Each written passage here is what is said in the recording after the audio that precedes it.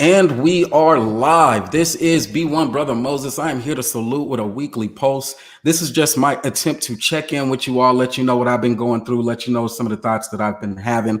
So I'm going to let some folks go on and come on in. As you come in, do that ritual, that rite of passage for the brothers in the YouTube space who are looking to grow and develop our community. So right now, what I would ask you to do is to hit that like button as you come in. Just an interesting perspective that we're going to talk about strategy, understanding strategy with everything that we are fighting against. It seems necessary to take a step back, to have the conversation, bounce strategy, and just thoughts really off one another, see where we're at, see if we're aligned, see if we're divergent. But that's where I'm at. And so I'm gonna kick it off with a little bit of music like I always do. You know me, lessons over music. We're gonna talk a little bit of strategy, man. We're gonna get into it, but let me give you a little bit of music and let that rock. As you see, I did have to go try to get a little lineup that was here in Arizona. We just reopened. And so I let my barber go on and do that, man. It was a blessed time there at the barbershop. I definitely been missing those connections. Outside of that, let me look at the chat real quick, see who's rocking with us. Shout out Midtown Pookie. Always pays to be first. Yes, I got my little sis Deity on here because she has that energy that I need. You know, I can't do all that yelling all the time. And so if I'm not going to be debating them weirdos on that station, then I might as well bring on somebody who can at least give me some real criticism on the things where I need some criticism, as well as give me some love when a nigga needs some love. And every once in a while, we need some love. So today she decided she would give me some love. She extended that courtesy, said, Moses, let's talk strategy. I know you was in the Army. Cousin Rose, salute to you as well. But yeah, she said, I know you was in the Army, and she got some feedback. So she gonna give us that. But I just really want to pick her brain and see where she's at with it. Because as men, you know, we'll have our conversations in the back chat. And when we get in public spaces, sometimes we feel hesitant about including our women in that conversation. Not today, though, because we need to pull all the guns off the shelves today. We got work to do. So B1 Brother Moses, salute to everybody that's joining. Let this instrumental build with us for a second. I'm going to be right back with our guest today, which is Deity. Salute.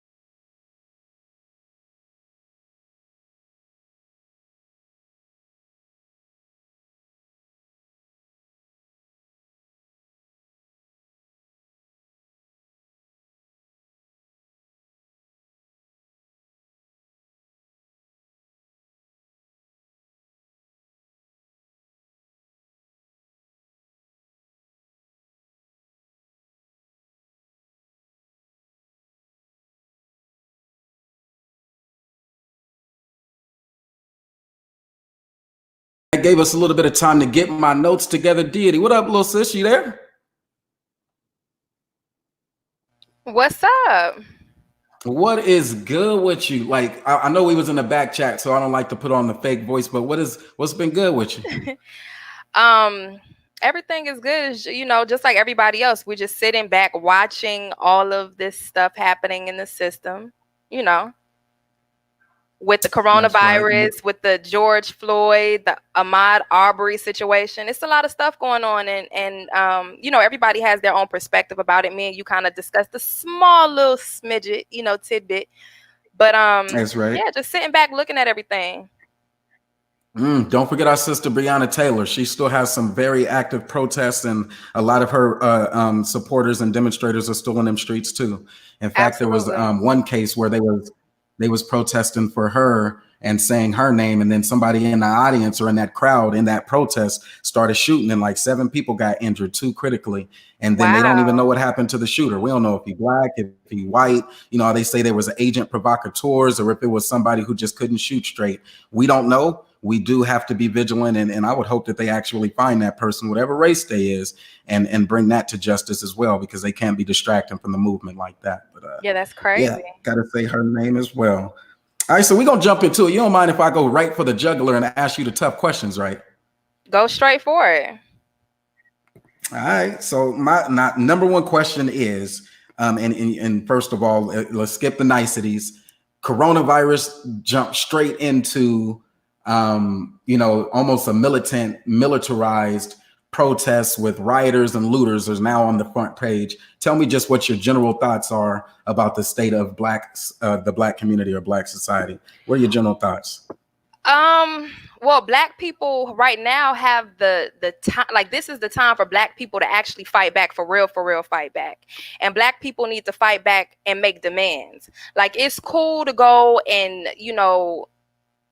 break up stores and all that old type of stuff, but if there's no leadership putting in demands while this is happening, then unfortunately, this is just going to be something that goes down in history. And it's going to continue to happen. You know what I'm saying? Like, we're not utilizing as a collective, and the black leaders are not utilizing this situation as something that could actually spark change. And how that would happen is if we had somebody like a Farrakhan, where he at, that would get on these these national platforms and say, if this doesn't happen, then we're not going to stop this. Or if this doesn't start, then we're going to take this further. So unfortunately, because we don't have that, this just appears to be something that's not going to be any different than the Rodney King situation. And then in the next 10 years or the next 5 years, this may happen again. All right, so it definitely sounds like you've thought it through a little bit. Now, you jumped right into one of my favorite people in the world breathing right now, Farrakhan. Tell me a little bit more about that. What should be, or let's do it this way. Let's do it in reverse. It sounds like you're going down this track of that's not a good strategy just to, be gun shy, to not be vocal. What does a failing strategy look like to you? So we don't make that mistake. Go ahead. Yeah, if you and it is very simple. If you haven't, and Marcus Garvey said this, if you haven't confidence in self, you are twice defeated in the race of life. With confidence, you have won before you even started. So if you go into anything feeling like you can't do, then you won't do. You know what I'm saying? And that is where black people fail. And it's just straight up simple. I mean, we don't have the military backing, so we can't sit there and talk about our guns and our machines and all that. That's not, we ain't even on that. But that doesn't necessarily mean that you can't win just because you don't have that. So yeah, you go on something with no confidence, you failed already. When you say we don't have military, others might disagree. They would look and say, well, the military itself is composed of more than 20% African Americans. And so what would be our issue then with those brothers fighting for us? Is that unplausible? Like we couldn't get those brothers who are already a part of the military or veterans to fight on the side of right? Well, those people that are in the military, those black people that are in the military are fighting for the United States, and the United States of America has never been for black people. So essentially, they're not fighting for themselves. They're fighting for the white man. And just because you have brown skin doesn't necessarily mean that in certain situations, your mind is for your race. Black people are trained to think and see raceless. So they're fighting for that red, white, and blue. Now, if you can infiltrate their mind, these black people mind, and train them to fight or to think that way, then yes, you can use their bodies the same way that these white folks are using their bodies. But right now, their bodies are being used for this white man system. So I don't believe in going in these people's system and playing a spook that's set by the door role. I mean, because if that really worked, then it wouldn't have been a movie made about it from these white folks making the movie about it, telling you what this black man did and tried to do. So you can't go into their system, into their military system or their police system and think that you're going to change something if you don't have a collective on that same mindset. And most black people are not on that mindset because it's not black people that's paying their bills. You have to be willing to risk something in order to gain that great reward of getting up out of your oppression. And that's a part of a strategy. That's the main part of the strategy, is having your mind right. Not the weapons. I definitely agree there, but you touched on a couple of points that we're going to have to get to. Black economics, I put that on my note sheet here. We'll circle back around. We don't have our religious leaders. You said they're kind of standing down. You said, what the fuck he at? And that's one hell of a question. So the religious leaders, it seems like they're not on board with the movement. Economics, you said because black folks aren't paying the bills of other black folks, then even those soldiers, even those who could have the biggest impact today, those folks are most likely going to continue to fight on the side of the United States, red, white, and blue. Would I be wrong to say that those black police officers are going to align with blue as well, rather than fighting on our side? In your opinion, you wouldn't be wrong to say that. I agree with that. I said that. I believe that those anybody who's in the system that's working for the system, that's a so-called black person, for the most part, is working on behalf of the system and not their race. And the system is actually the white. What about those who say? What about those who say, well, we are America. Why won't we have the backing of the U.S. military? Why not? Well, see, and that's a great point, right? So white people will tell you that you're citizens, but then you have no rights of an actual citizen. So in that case, we could actually use that against the system if we really knew how to do it. So I'm gonna give you an example, right? So let's use a fictional country. Instead of Wakanda, we're gonna call it Wandaka. Like, let's say, for instance, Killmonger is from Wandaka, and that's where we, as the Black Americans, would be from, right? So now, if Black people had a unified mind and we were actually genuinely tired of oppression, they would start the war and rage against the system of Wandaka. See, when any type of disturbance happens from within, it destroys the body that functions, i.e. the racist system. And metaphorically speaking, there are some problematic disturbances that you can get rid of, like a cold or flu, but you can never fully rid the body of certain cancers in certain instances. Even if you think you have, certain cells don't die, they just multiply. If we as Black people became the cell that multiplies to rectify our situation, then we would actually be difficult to attack, even if the opposition has and or use militarized weapons that would essentially be turning on their own system, because again, we are a part of the system. So if they use their weapons against us, they would be going against their own system, right? So it would attack them. And this is where you would understand your power. If they're telling you condescendingly that you're a part of the system, yet they give you no power within it, you take your power and you fight back against the system that you are, quote unquote, a part of or within. And if you say that we are of this body and we attack this body, they are the radiation, i.e. the weapons that could, by taking a chance, possibly kill the body, at best weaken the body, making the body more susceptible for outside attacks, i.e. Russia, China, Iran. And it would not be a winning situation if we as Black people controlled the narrative. It's not about who has the biggest weapons. It's about who has the better strategy. And anytime how many times, Brother Moses, have we not seen examples of Goliaths losing and the little man winning? You know what I'm saying? See, if we can foresee their strategy, such as all these Black people talking martial law and how they're going to implement that and so forth. If we can see and foresee their strategy that has not happened, then why can't we foresee our own? Again, in simpler terms, if you're a part of the system and you turn against the system and then they turn against you, America would weaken, because we're essentially the soil of this country.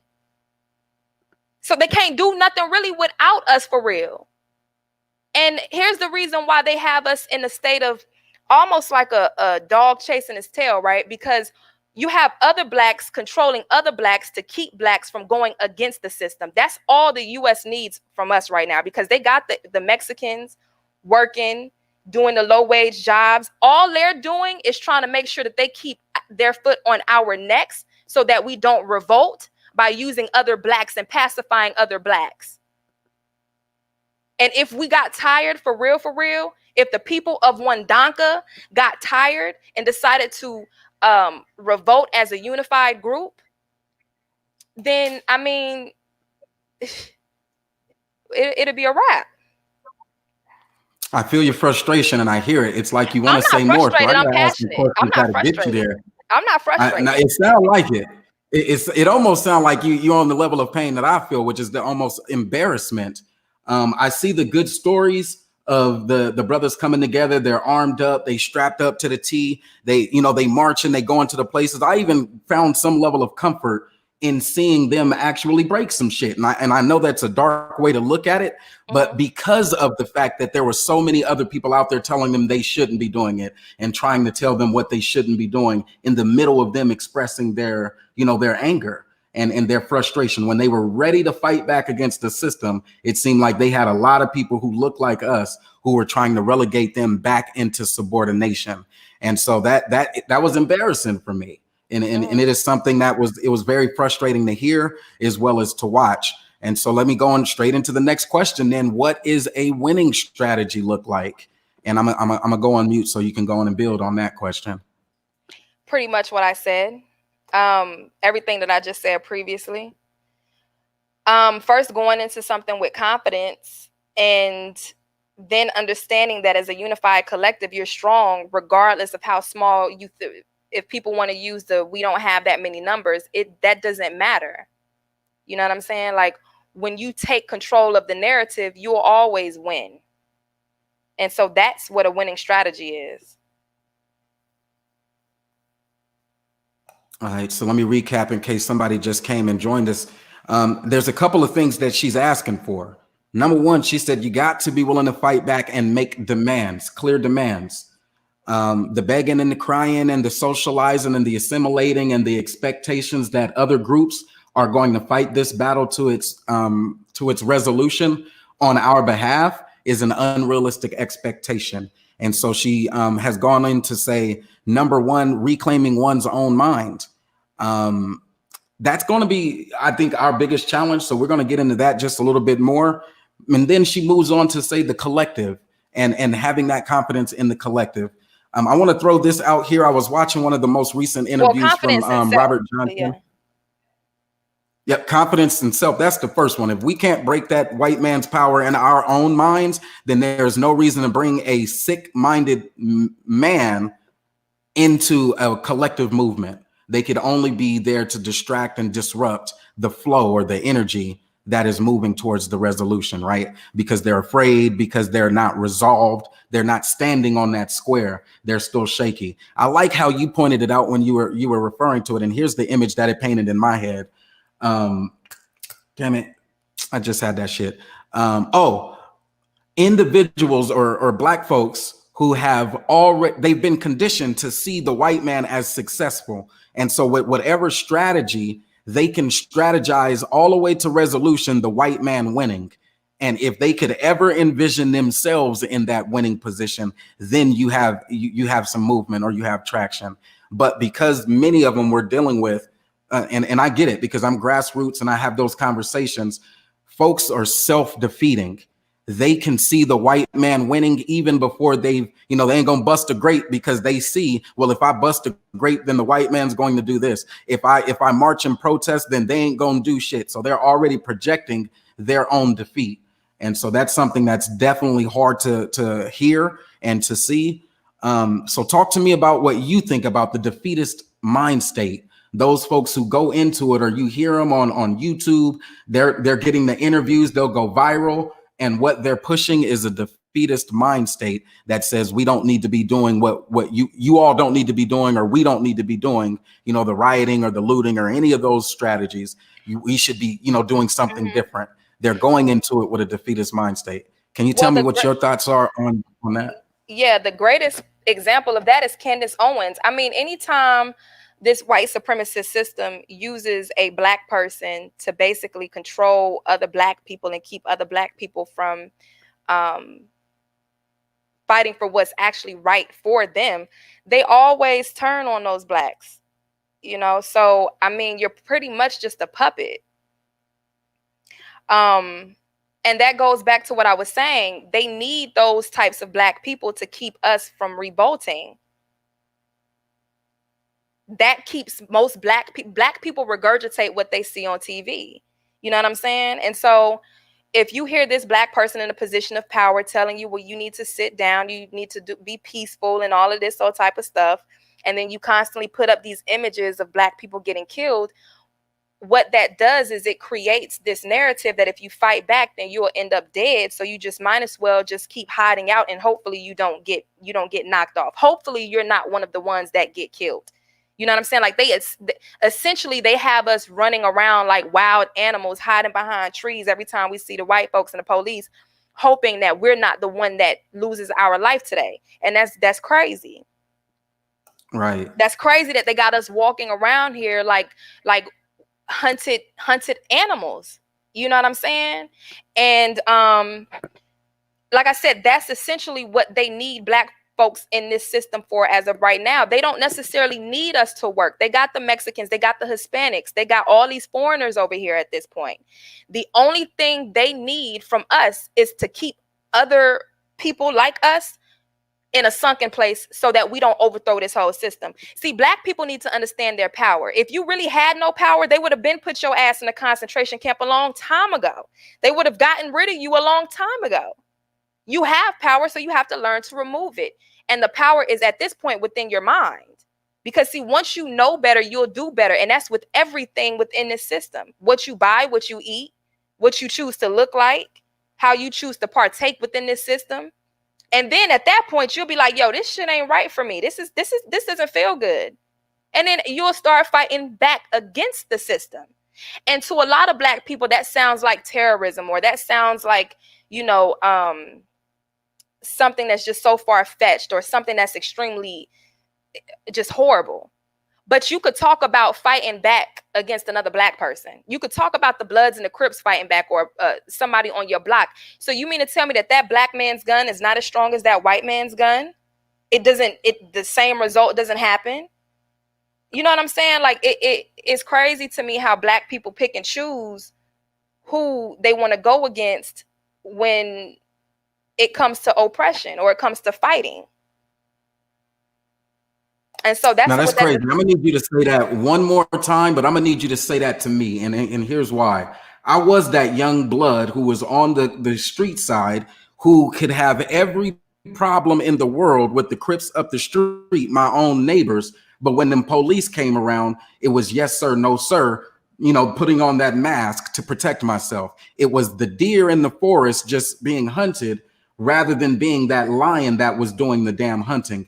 And so when you say that one more time about black folks being willing to aggress and aggrieve each other, but not take it, even in this time with all of the revolutionary mind state that are proposed to be out there, I won't say they're not taking it to that side of the argument, or that side of the. Yeah, it's not. We're not in a revolutionary situation. It's a platform, right? The root of it is somewhat revolutionary, but the action is not a revolution that's happening. You know what I'm saying? Again, it's just black people and people of all different races that have co-opted the situation, that's just frustrated. And some people just want something to do. When it comes to white people, they just like adventurous shit. They'll die for adventure. Black people ain't trying to even die for their freedom. Black people are not even trying to die to live. You know what I'm saying? If these people have a gun, these crooked cops have a gun, and you have a gun, I mean, would you not bust back if you feel as though they're trying to get you? Like,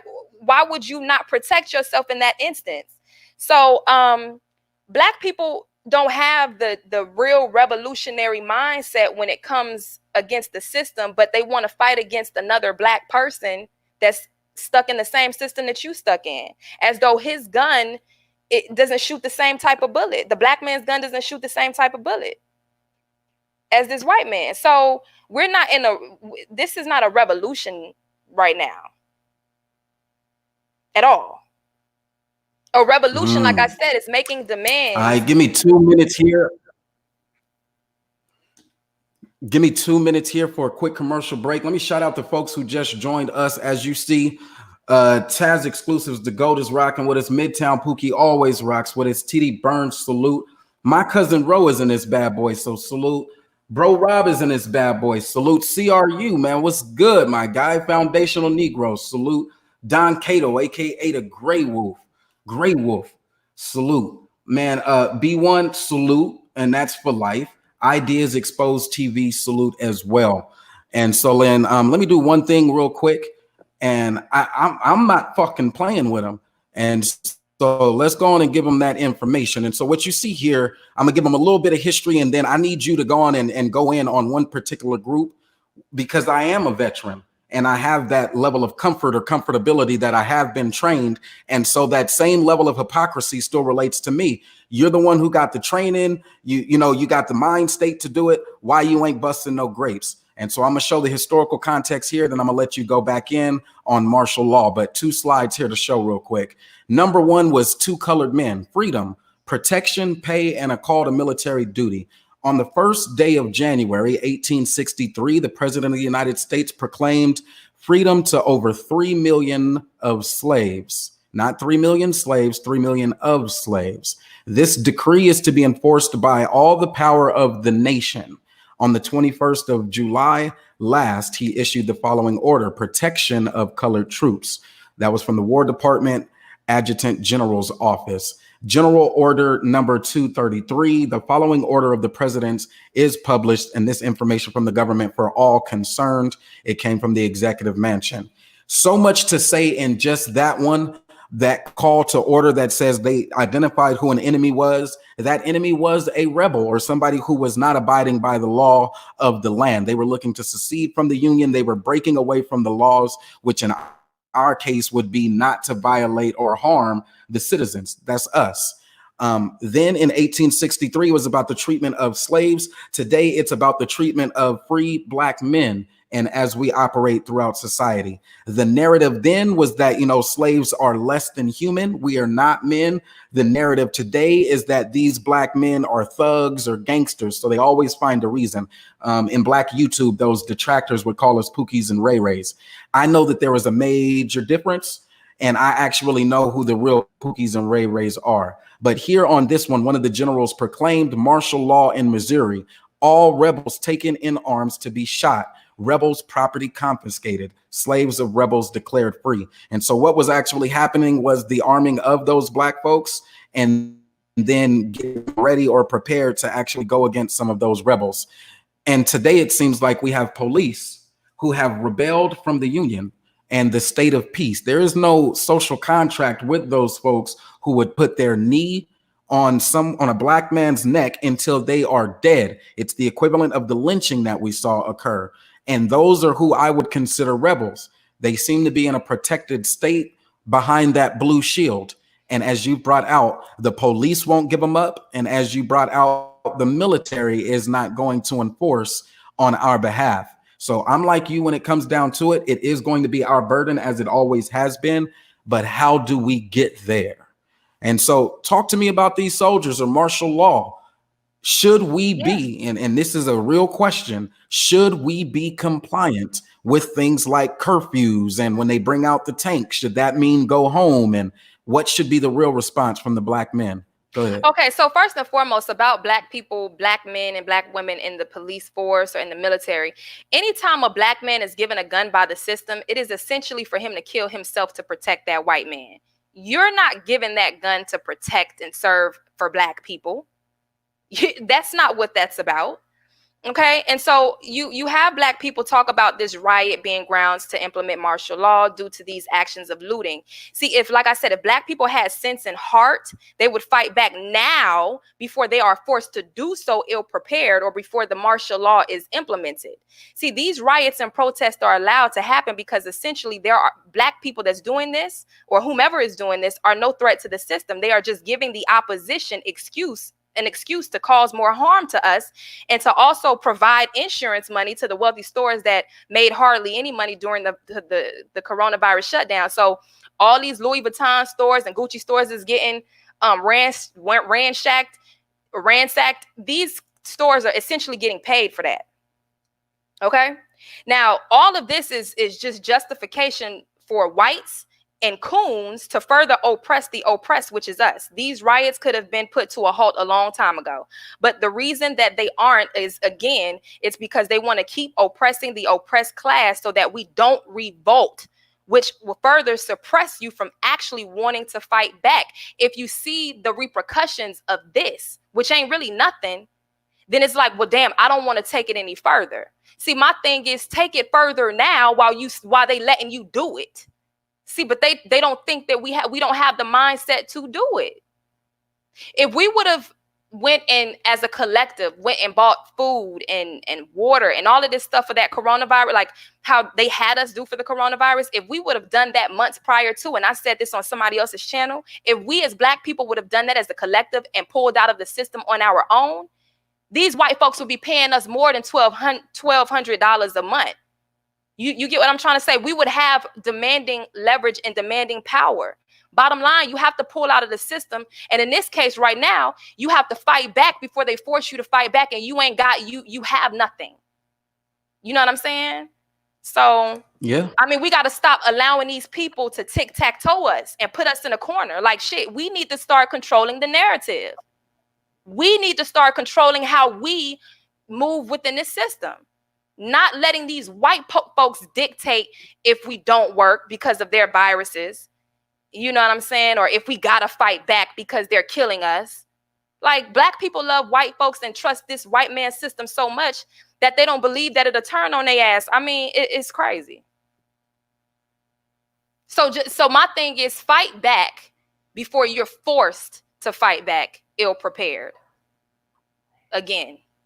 Ugh. Oh, you breaking hearts right there. You breaking hearts. Don't say that shit, Diddy. I ain't even gonna have you say that shit again.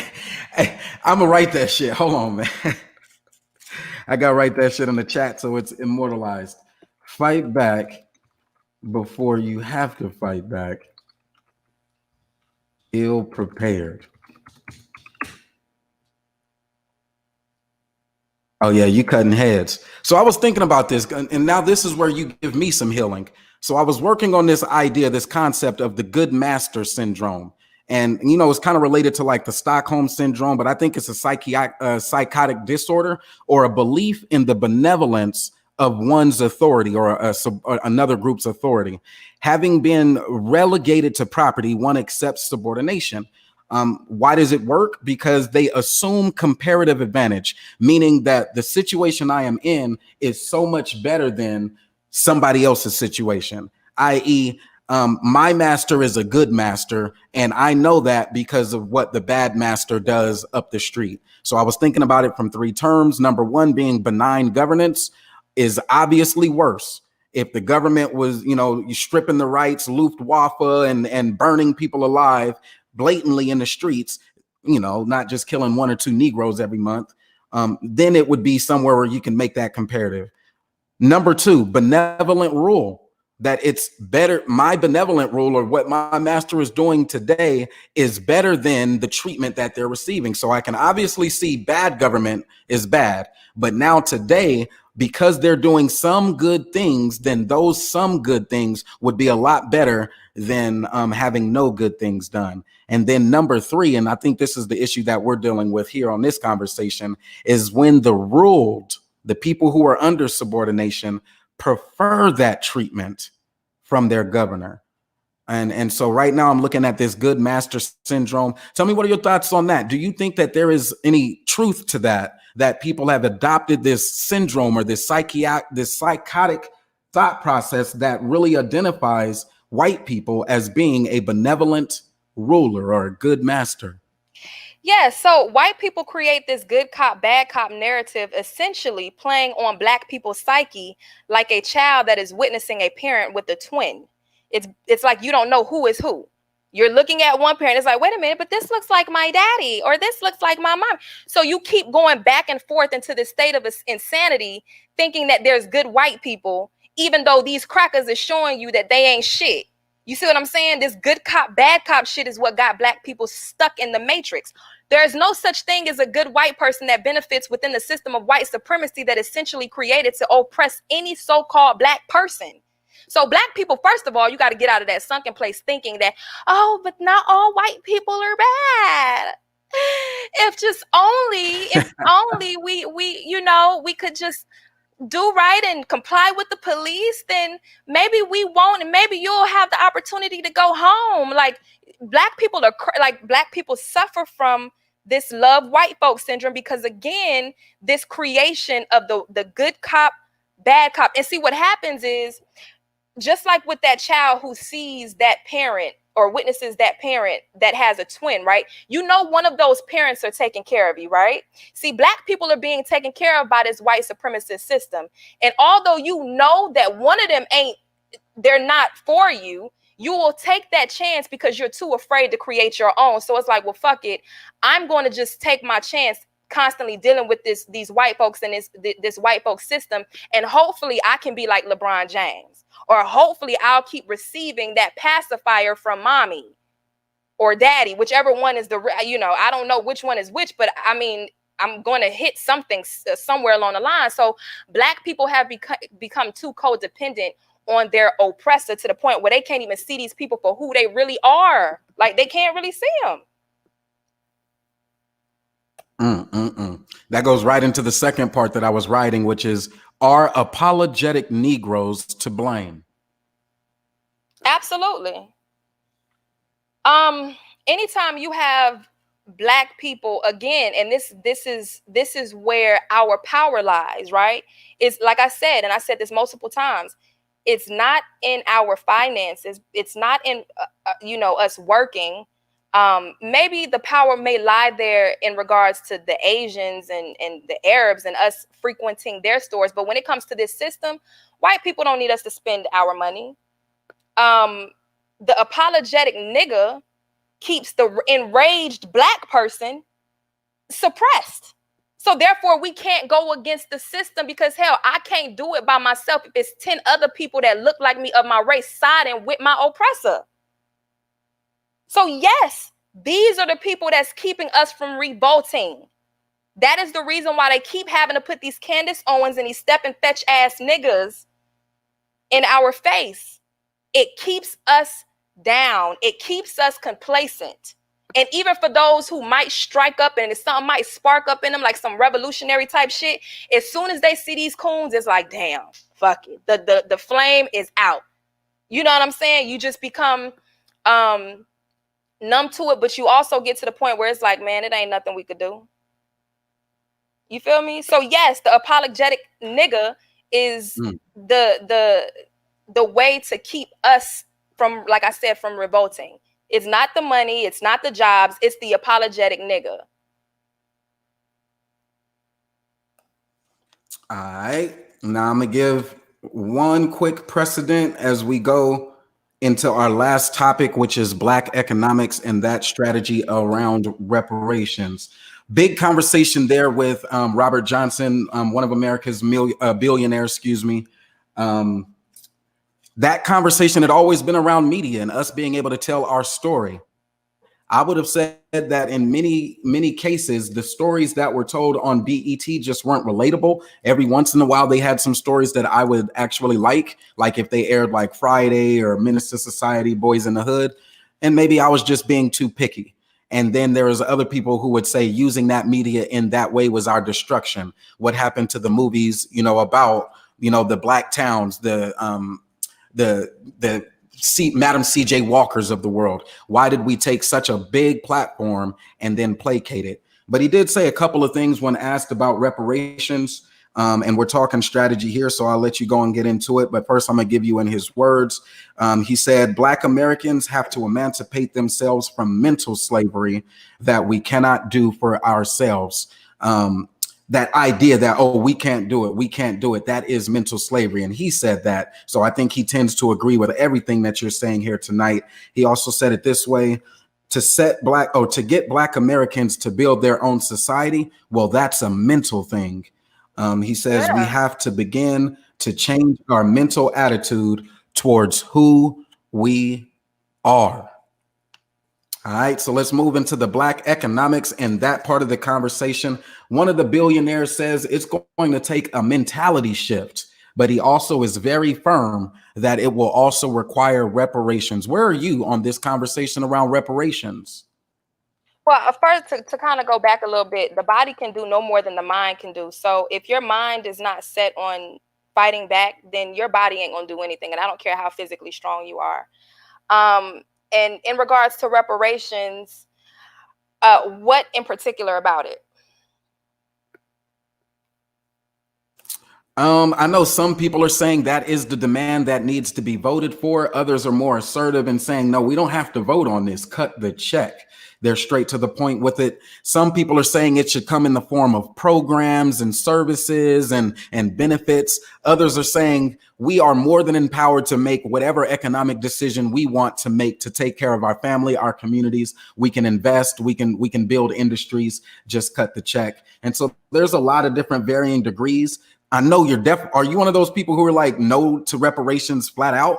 Like, no, we need to be focused on the warfare tactic today and just flat out dismissing the economic viability as a strategy? No, I think that Black people should stop asking their oppressor to give them anything is what they've taken from you. It makes no sense. Like, to me, it's almost like Black people sit around and want to talk fancy about politics and being political, but you're not even seen as a viable asset in the system as far as politically.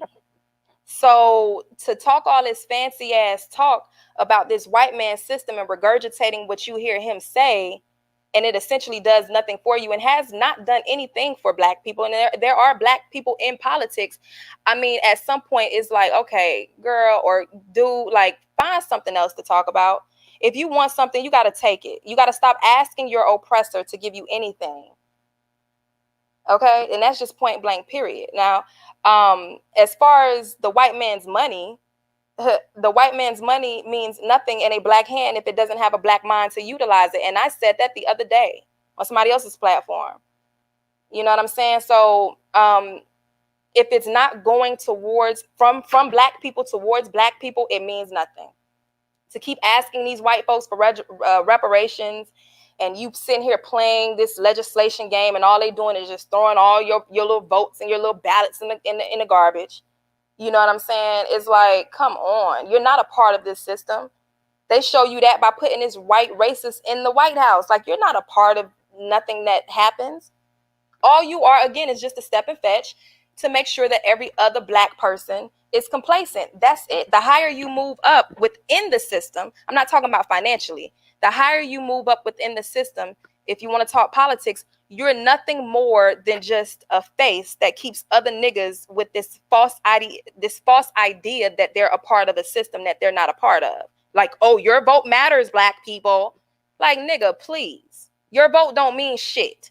If you want something, take it. Stop asking the same people that robbed and raped your ass to give you back some dignity, to give you back some money. And even if they did give you reparations, please believe it'll come with some bullshit. So why would you want it anyway? It's crazy. These people sit here and really trust these white folks to treat them like human beings. Makes no sense.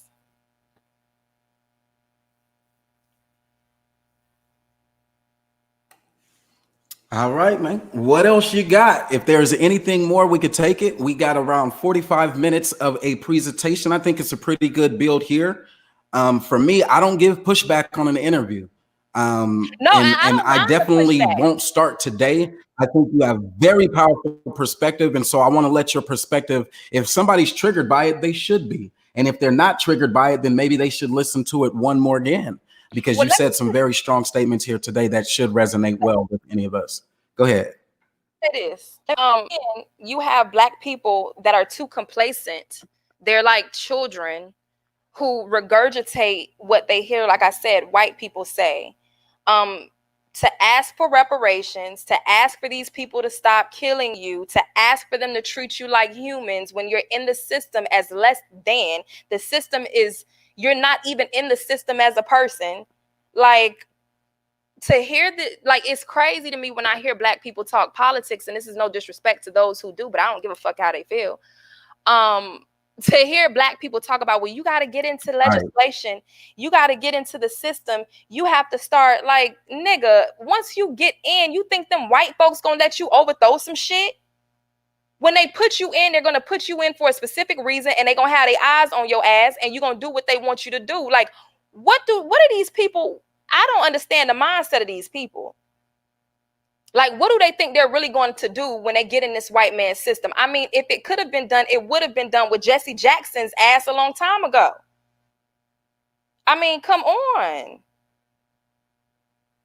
All this Martin Luther King bullshit that these niggas is on, they need to really wake up. These niggas really need to start listening to Malcolm X, because all this holding hands and hoping that one day the white man will let you in on his shit, nigga, please. And if a black man is disagreeing with me and still talking about asking for reparations, you are a bitch. You have no words for me. Period. Create your own system, or keep on begging your slave master. That's it.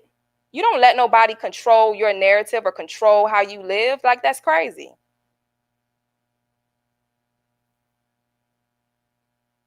And then Midtown Pookie talking about it's more way to skin a cat. Now, I don't know if he's trolling me, but what I will say is, man, I don't know if this nigga's a coon, but I know he from the South, like he from the deep part of the South. So, you know, they got a real different mindset down that way.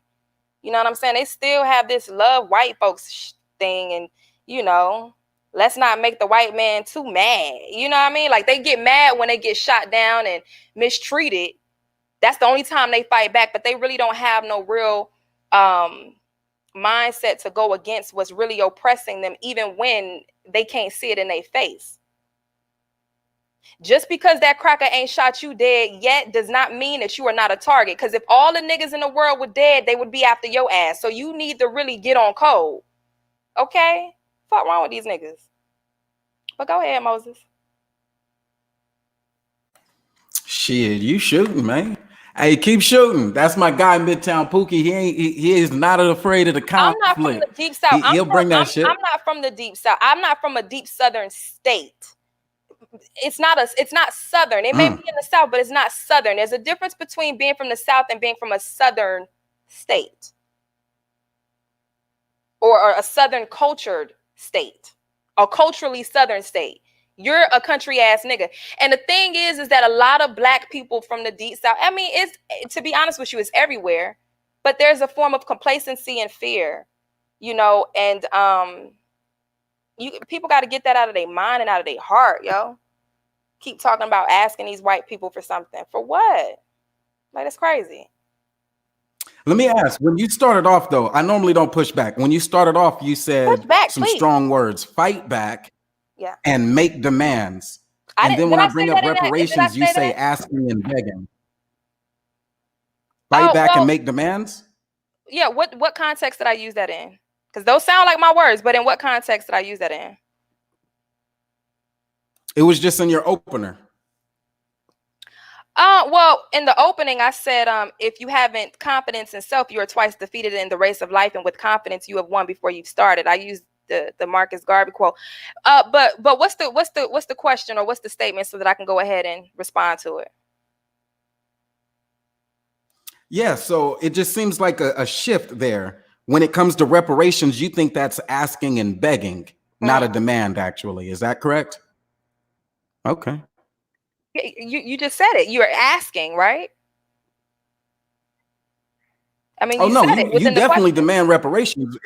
Every time you got to take your system you got to hold your system to account. That is not an ask. That is your judicial force. Yeah. Demanding and taking are two different things. Because see, when you're demanding something, you're still, it can still skew the lines of asking to a certain extent.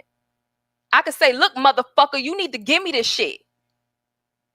That doesn't mean that you have to give it to me. You know what I'm saying? And although I'm demanding to a certain extent, I'm still asking, because I'm waiting for you to put it in my hand. It's the difference if I take it. Nigga, I'm not waiting for shit. I'm taking it. So what I'm saying is if black people want something, take it. Stop asking. Stop asking. Now, you could use the word demand. You could demand it. You could whatever, but take it in that sense. And when we're talking about anything physical, of course, fight back. Fight back for anything, whether it's physical or, speaking of your physical body or just something tangible in general, fight back for it or fight for what you want. But I mean, bottom line, stop asking. Stop praying that these people are going to love you.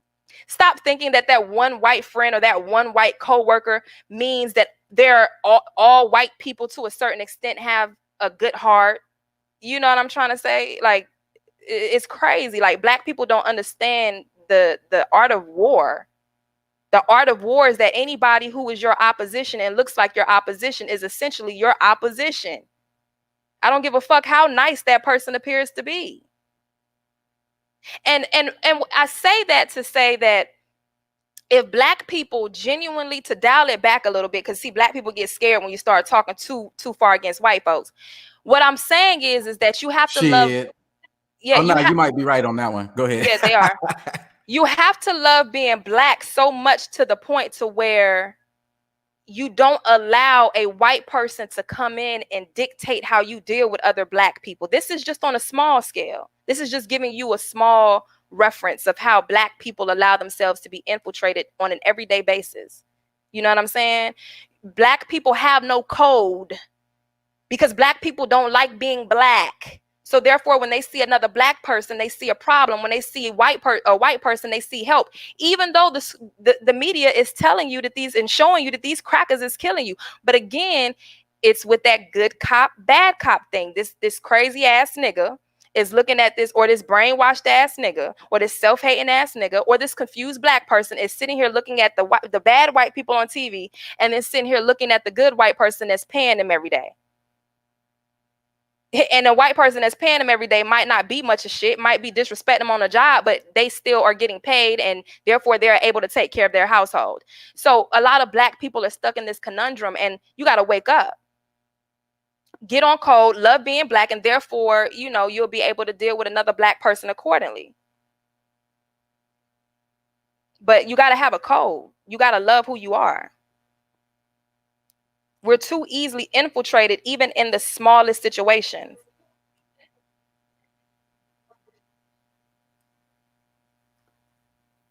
That's right.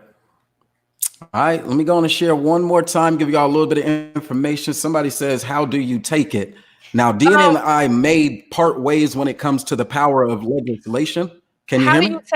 How do you take reparations? You stop feeding in the system, you get on code, and you demand. Yeah, so let me give it to him first. Go ahead. All right, so reparations today is just like it was then. I deal with this period here. Number one, as you see here, August 6th, 1861, from a legislation view, was the Confiscation Act of 1861, which was going in and claiming all of those acres and hundreds of millions of acres, claiming those lands. But you also see the Revenue Act and the Legal Tender Act. The same way they cut $2.2 trillion in stimulus and gave it to themselves based on the coronavirus, they make it out of thin air when it comes to the monies and establishing those monies. They had a department that they created, which was going to be their revenue driver, or the Department of Agriculture. They just wanted it more uniformed, as well as the Homestead Act, which then kicked up and gave some context to it. It was like, if you put a house on it, me and my son go through this one all the time. But when it comes down to taking it legislatively, your reparations, should they include the actual land grant, then those are real deeds. That's a physical property. If you have mortgages or anything like that, it's a real thing. It's not just, I'm going to take it and go squat on somebody's land, but the actual transfer of wealth from one person who is said to be the owner to the people who are said to be the benefactors of it, or the beneficiaries of it. Now, do you ask for something like this? How do you ask for a confiscation of somebody's land, especially if you already think that it's your land? We know that we've benefited from that Homestead Act with the creation of HBCUs. But for the most part, what we didn't really benefit from, we benefited mostly from the Morrill Land Grant Colleges Act in 1862. But the one that we still need to recognize today, based on our conversation, is the Militia Act of 1862, where hundreds of thousands of African Americans are not just, Second Amendment bearing my right to arms, but an organized collective group here to defend the rights and the property of Black folks. I could show you where the Sherman Reservation is, but that's more than enough. That land is still ours when it comes to reparations. This is not an ask. And that's the only disagreement that I would have. When it comes to major legislation, I don't need to be integrated into the white society if I have my own reparations, I have my own wealth. That is the tool that was denied me and my family. And so that's what I would request when I demand mines. When they say, what are you out here marching for? What do you think would be the end goal? All of the peaceful arrangements and police, they can reform the police all they want. All they want. I have no need to be in any situation where there is any white man within 20 to 40 miles of where I live. I just don't have a need to be there with reparations. The white government and their pay your taxes, I think that's something that we would have to build on another date. On even if they gave you reparations, there would be taxes. So you would still be, in a sense, funding your enemy. There's some truth to that would still have to be ironed out. But in our case, if reparations equals segregation or separation, then I am all for the separation. And I'm definitely with my sister Deity, who says that separation first must start in the minds of these scary ass Negroes and these coonologists who love to deflect and cater and apologize for white hate. So let me say this. And I could keep going on, but we're coming up on an hour. I'm gonna let my sister close because she really want to give y'all that fire. And I know she's trying to respect the platform. We had a conversation beforehand, and there's so much more that me and her and I can continue to build on. At this point, we won't keep being circular, telling you that the current strategy, which is Black folks telling other Black folks not to loot, not to burn things down, not to show up to the protests and just think about strategy, that's not working. The one where the religious leaders are not showing up is not working. The one where we try to blame it on agent provocateurs so to take away from the historicity of our moment, that's not working. What actually does need to happen is Black folks reuniting with that vigor, that warrior spirit, like they said at the bottom of that page, that Militia Act. Where are our warriors when we need them? Today is the day for more warriors, not more people to just cow and say, well, let's just vote. Lastly, even for those folks, which is a major part of our struggle, we have a lot of folks who are still on this let's vote our way out of harm. And that is just not something we can wait for. And so voting, all right, keep this on the screen. But I'm gonna let my sister close this out here. Thank y'all for rocking. Go ahead. You loud and clear now. Okay, I want to say keep this on the screen. Okay, so the legislation is still a part of the white supremacist system. I mean, you can see it right there, major legislation, 37th United States Congress, which means you have to go through them to get it. And every time you think you benefit from something, you get oppressed by something even bigger. So why do you want crumbs in exchange for oppression? I don't understand. I don't understand. Why don't Black people want the whole fucking cake? Why do you want just a piece? I want the whole cake. I don't want a piece because I know that it's going to come with something. It might be a nail in that piece. You know what I'm saying? Give me the whole cake. And see, Black people got a problem with wanting crumbs. Black people got a problem with wanting just the slice instead of the whole thing. Like, stop being complacent and depending on these folks to feed you. Like, come on. You talking about all these legislations from 1861 and it's 2020 and niggas is still getting shot down and killed in the streets like dogs. Like, that makes no sense. Fuck, excuse my language. Forget the 1861 and the 1862 Militia Act of 1862. It's still Black people getting killed by being in their house. It's still Black people getting choked out on the street with cracker ass racist cops with their hands in their pockets like it ain't nothing happening. So look, man, like I said, and I'll repeat it. Every time you think you benefit from something, you get oppressed by something even bigger. Until we control our narrative, all that other stuff means nothing. These people don't mind throwing Black folks some crumbs to keep you hush hush until they get tired and they want to act their savage ass narratives out again on your ass, and then you go beg for something else and they'll shoot you something else to keep you quiet. Man, please save all that. Save it. Okay? Thank everybody for rocking with us, man. This has been your weekly post. Y'all continue to rock with B1 Brother Moses as I work on these type of contents and informations. Hopefully they are available after the stream. They be shutting them down whenever we talk black to each other. But we're going to keep it rocking. You've been rocking with us for about 1 hour. We are now at the 1 hour mark on this conversation here with our sister Deity. Deity, do you have a channel for folks to subscribe to you on? No, I don't. All right, man. Y'all just gonna have to check her out on the platforms where she be at. And y'all know where she be at because y'all know where I be at. And we be there, man. And that's where you need to be, man. If you're not getting Black First perspectives, whether you agree or disagree, they ought to trigger you. You ought not agree with everything you hear a nigga say. Some people are going to be more political. Some people are going to be more militant. Some people are very passive in this shit. But if we are all we got, then that's all we need. And it starts here today. Let's start breaking minds up. Right now, you know what my mission is. Mine is to whoop the bitch nigga out of these niggas' heads. And they can't run from this ass whooping. They gonna get this work. B1 Network, Brother Moses, and I salute. Deity, thank you for being a guest over here on the Brother Moses channel. I salute you. Your energy is always welcome. Keep giving them that smoke. Keep giving me that smoke. I am that veteran. I am that guy. I really am. And then for everybody who's rocked with us today, man, I salute all of y'all, man. Let me ask you a question real quick, though. Brother, go ahead. Have you ever had a coon moment, being that you were in the? I mean, I know you have. I mean, a lot of Black people have. Absolutely. But what is your most regrettable coon step and fetch Uncle Tom Bojangles moment? I should have been dead every time there was a police officer who violated my space. Every time. Every ticket, every time we were trying to skip school and they try to chase us, we used to run and think running was fun. No, that's not a coon moment. That's not a coon moment. That's not that means you were rebelling. I'm saying, what was your biggest step and fetch coon moment? You know what a coon is, right? I know both variations of what you mean a coon is. So somebody who knows the game, what was your biggest sellout moment in your life that you regret?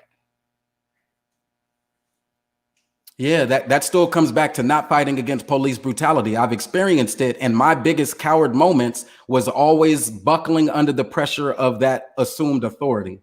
When that white man said shut up and turn around, I shut up and turn around. Well, that was it. Well, that's a little, but you also said that you were doing certain things that would, I was doing what the fuck I wanted to do. Right. We're not talking about being a disruptive individual and then facing consequences. I'm saying, what was your biggest step and fetch coon Uncle Tom Bojangles moment that you regret? Yeah, you gotta hear this one. Allowing another man to give me consequences. Oh, you ain't being real right now, brother. How is that not real? You ain't being real right now. Man to give me consequences because you live in a system with consequences. You live in a system with consequences. And so therefore, if you break certain rules, laws, and regulations, then you have to face those consequences. So what it sounds like, and I'm not trying to, shake up nothing, but what it sounds like is in that case, now you're advocating for the police to a certain extent, because what you're saying is if you're acting like a knucklehead and you get reprimanded for it, now you want to fight back. No, I said a coon is a Black man or a Black woman who step and fetches, who cowers down to white folks. I'm not talking about the police when you've done something wrong. I'm saying unless you had the police tell you to bend over, spread your asshole open, and you did nothing, now that is something different. But if you when you get locked up, they tell you to bend over and you did something that caused it, but my point is, regardless of the law enforcement, what was your biggest step and fetch coon moment? And I know that being in the military, you had a couple, because it's a lot of coons in the military. And even outside of the military, what has been your biggest Uncle Tom step and fetch moment? Like, you got to be real now. Come on now. Yeah, I am absolutely real with you. If in the heart and mind of a man, he feels subordinate to another group of men, then that is the issue. See, right now, we're at a conundrum. Let me tell you why. We are at a conundrum where we still believe that that white man is our authority. No, see, That he because now has every right to tell us you're not what's being right and wrong. Yeah, no. That But he is morally that's superior, a and general that's where we fucked situation. up at.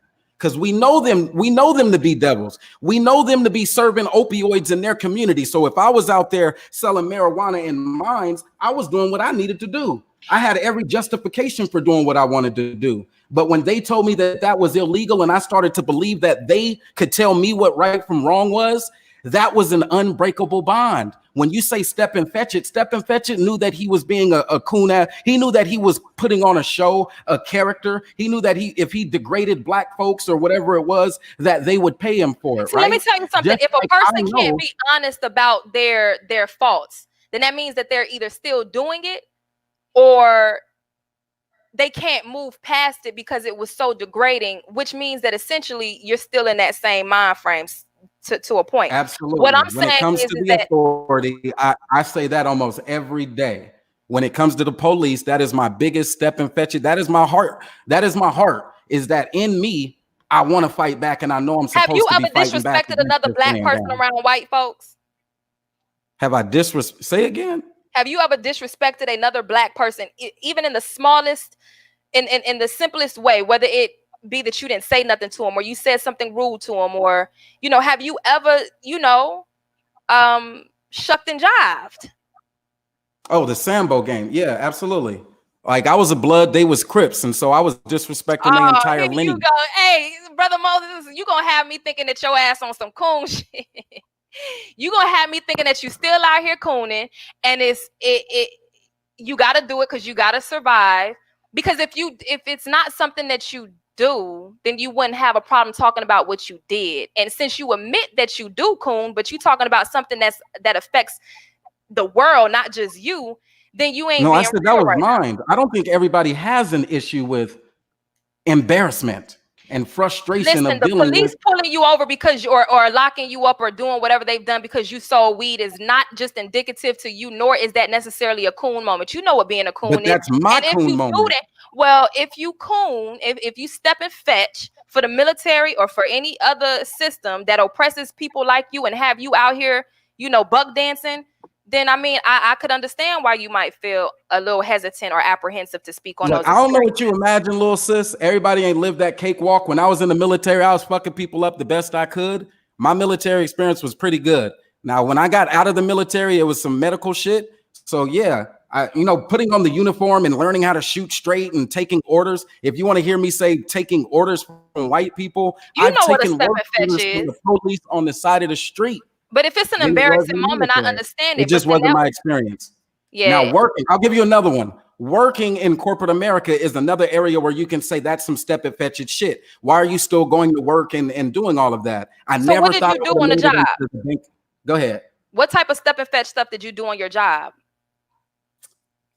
Yeah, so even there's moments where let me see, step and fetch it is more of it wouldn't work. So I'm a part of the African American network. I'm a part of the But you just Veterans use the Network job as an example, as a which means that tool. you're It's very just well economics. It's aware. a tool. No, you're Yeah. very well aware that a lot of black folks, in particular black men and black women, step and fetch on their job. I mean, you gave that as an example.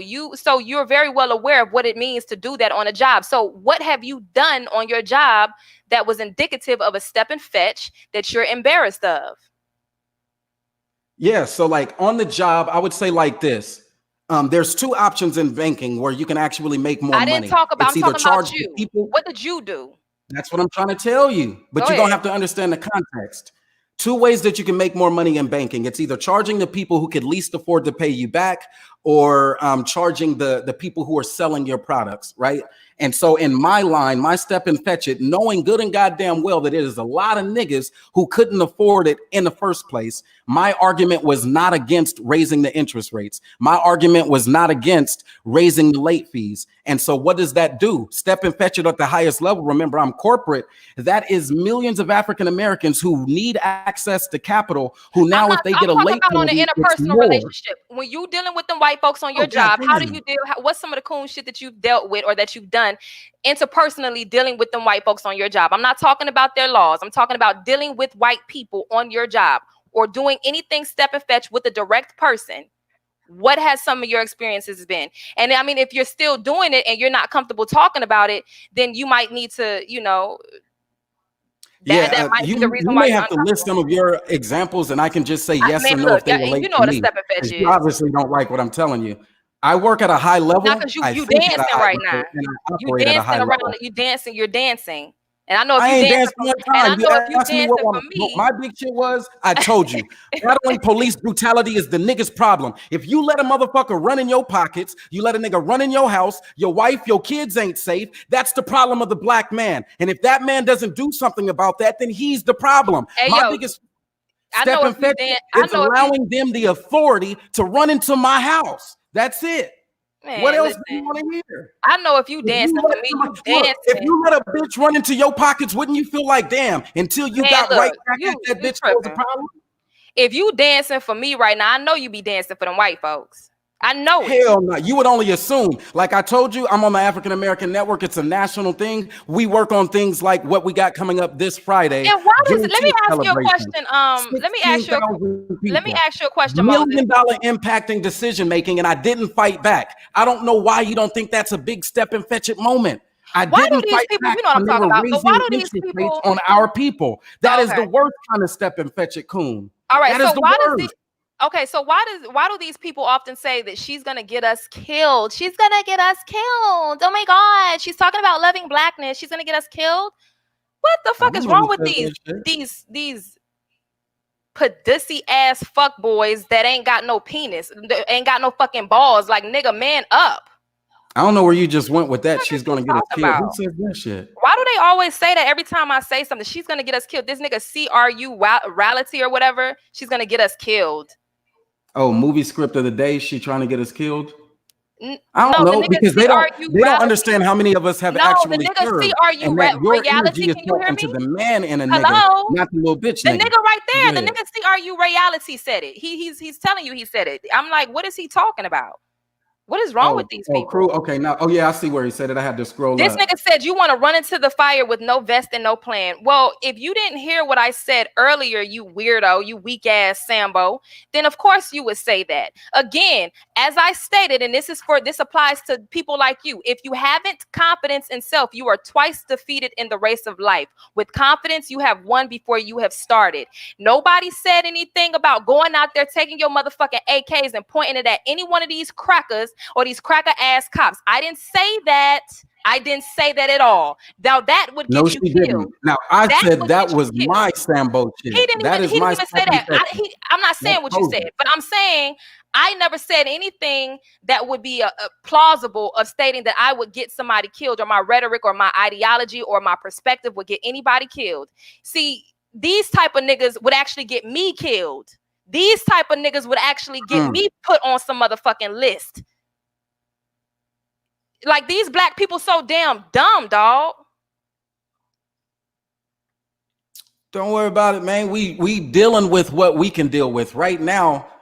It does sound like you don't believe my story. So my story is about police brutality. I've been locked up a couple of times on some dumbass shit. Now, personal accountability, I can say, yeah, Moses, you shouldn't have been doing that dumb shit. But on the other hand, I fight bigger than that. My battles are huge. CRU reality. I was talking about a strategy, and let me go ahead and repeat it real quick because I know Brother Moses got a run. Okay, he got to run real quick before she gets too real. How you gonna say that? I already told you what wifey and them doing. Don't worry about my family. We'll be good. But go ahead. Shoot at CRU punk legs. Yeah. What I was saying, CRU reality, is this, and I'll repeat it. Okay.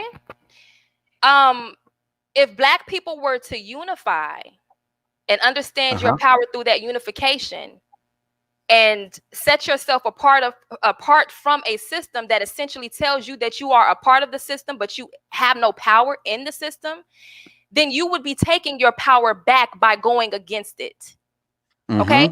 which means that if you and your race go against the system that you're quote unquote a part of, and the system decided to use all of their microwave guns and all of their military weapons, they will be bombing their own soil. You know how many people want to go against the US, Russia, China, Iran, all that? It will make them an easy target. Bottom line, not to go too deep into that because some of you weak niggas don't understand that, but nobody said anything about getting you killed. I said black people need to have a strategy. Do you not see the title of this? The strategy would be to unify. It does not matter how many weapons these people have if your strategy is better than theirs. We've heard plenty of times how Goliath, big giant ass, got beat the fuck down. He was out strategized. So you weak ass niggas telling me what we can't do, or telling black people what they can't do. Don't do anything. Massa boss is gonna kill you. Nigga, you take that invisible noose and you know what to do with it. Do what them white folks want you to do with it. And get the fuck on, because you're a burden to people like me and to them white folks. They don't like you, so go on about your business. Okay? So that's what I was saying. Why they be getting me all in my feelings like that? Because they love to see you triggered. They don't like it when we talk all nice. They be like, get to the shit, man. Get to the shit. Why they be getting me all in my feelings and all of that? Nah, but yeah, I mean, at the end of the day, like, that is what you have to do. Understanding your strategy is simple. Unify. We have no we're not a military force. See, I'll give you an example, right? You could have a big person, this big, tall, person, and then you have this small, skinny person. If this small, skinny person is well trained to fight, and this big person who got all of this body weight that could essentially crush this small person if in the right situation, if he isn't trained to utilize that right within a specific situation, then he won't win.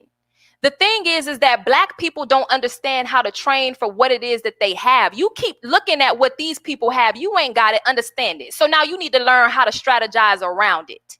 If you knew how to strategize around them, they would have to find a way to strategize around you, even with all them damn guns and all these military weapons that they have. Black people keep talking about, oh, well, they could just bomb some shit and nuke everything. That means they'll essentially kill themselves too. Like, these people are crazy. These people are stupid.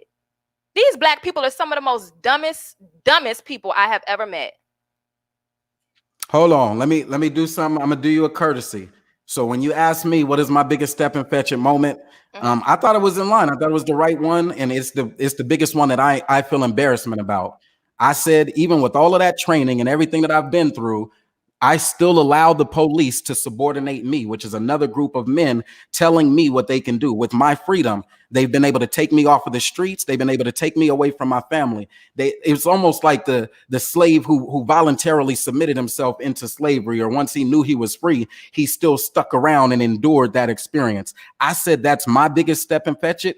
But let me ask you now, as we come to a close, what would you say is your biggest step and fetch it moment, if you've experienced any? My biggest step and fetch moment was when I was at Howard University, and I seen this. There's two. I'll give you there's a difference between step and fetch and doing some assimilated bullshit. But I'll get to the step and fetch moment. I seen this black lady, was a black professor. She was talking to this white guy. And the way that he positioned himself in front of her, like how a slave master would do their subordinate, right? He had his feet spread apart and he was looking down at her like, she wasn't shit. And instead of me saying hi to her, because I automatically assumed that she was going to be on some coon shit, I didn't say anything to interject that energy. You know what I'm saying? As far as some assimilated coon type shit, when I was at another college that I went to, Miami-Dade College, I used to straighten out my hair or whatnot. And I remember I never felt comfortable doing it, but I did it because it was the norm. Not because I felt as though it was normal, not because I felt as though it was right. It was just something that I was accustomed to seeing, so I partook in it. But I was still very apprehensive about doing it because it just didn't feel right. And I remember this Cuban professor, she said that, a lot of people want to be like, the dominant group or whatnot. And the way that she said it was very direct towards Black people and them having an inferiority complex and wanting to assimilate within the dominant culture for either success or just having an easier walk in life. And there was this white Hispanic girl that looked over at me, and it was definite. I'm not, hell no. I already knew it wasn't right, but that just was, that sealed the deal for me. And, so anytime I see a Black person that's in an oppressive situation, if I don't say anything or if I don't stand up, now I'm not talking about systematically, but directly. If I see a Black person getting mistreated by a non-Black person, or they have this feeling or this sense of inferiority that you can just kind of read through the energy. If I don't say anything to that Black person, I will feel bad. Or if I'm walking in public and you see white people and you don't feel comfortable saying nothing to a Black person, because you don't want it to look what they would consider to be wrong, that is something I would never do. And that one time that I did that when I was at Howard, it made me feel uncomfortable. I thought about that, and I'm still thinking about it, enough to where I can recall the incident. You know what I'm saying? I would never not say nothing to a Black person or speak to a Black person because there's white folks and non-Black people around, or to make them comfortable. And so, but a lot of Black people do that.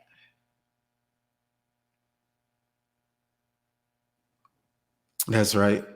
And we're going to end on this note, just so those folks know. Stepin Fetchit was a Black Sambo type character who appeased white folks by playing dumb and placating to the white sensibilities.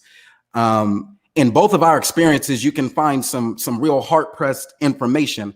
What do you do to change yourself to be more accepted and to get along, to keep the peace? If there is a part of you that is more combative, I think my warrior wanted to step out many a times.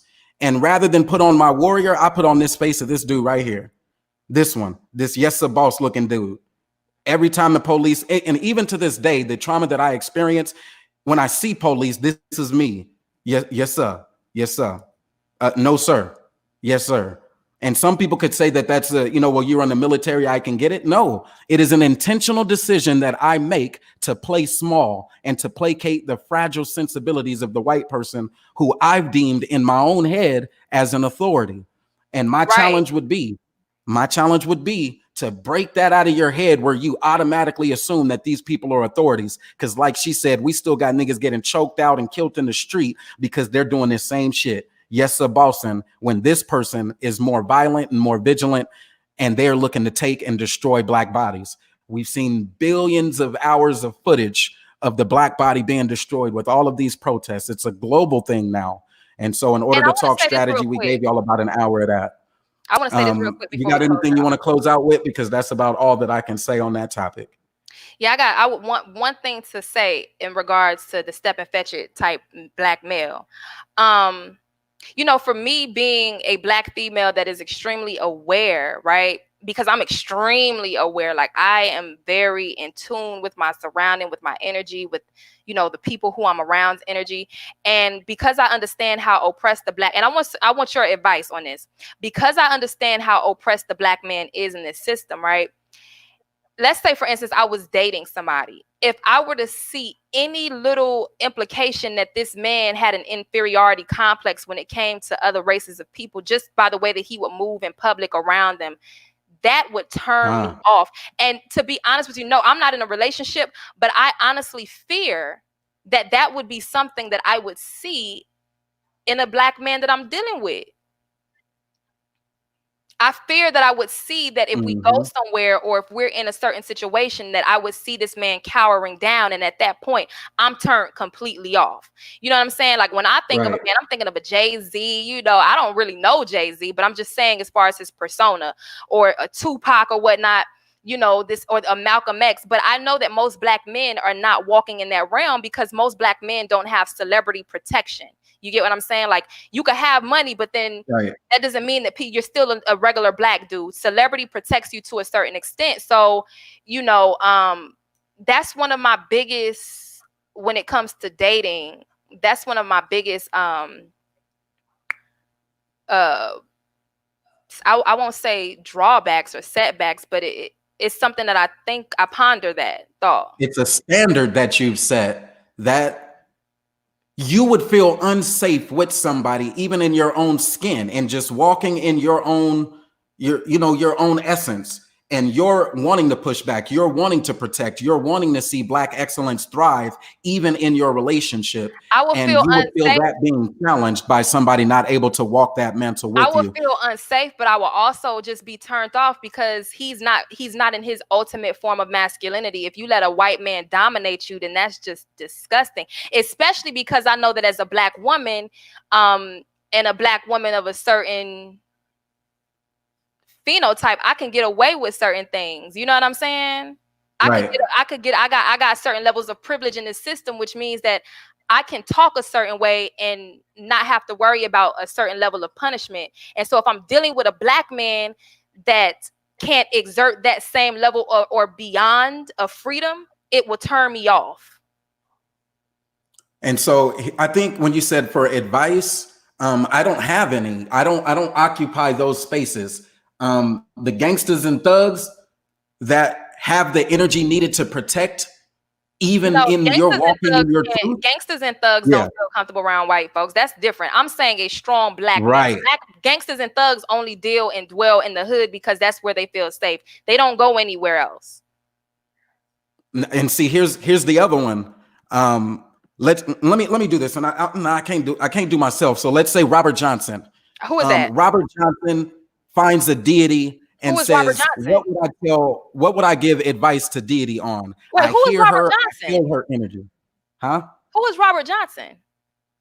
He's the guy that Jay-Z would look up to. That's the dude from BET and all of media. So while Jay-Z was just a pillar of rap and hip hop, so anyway, and he's looking back through our generation and our numbers, and he says, I see 99.9% of people that will not understand what deity is saying. And now deity needs her soulmate, her what did you say? If we are evenly yoked, you said something like that on our first time meeting. Back, yeah.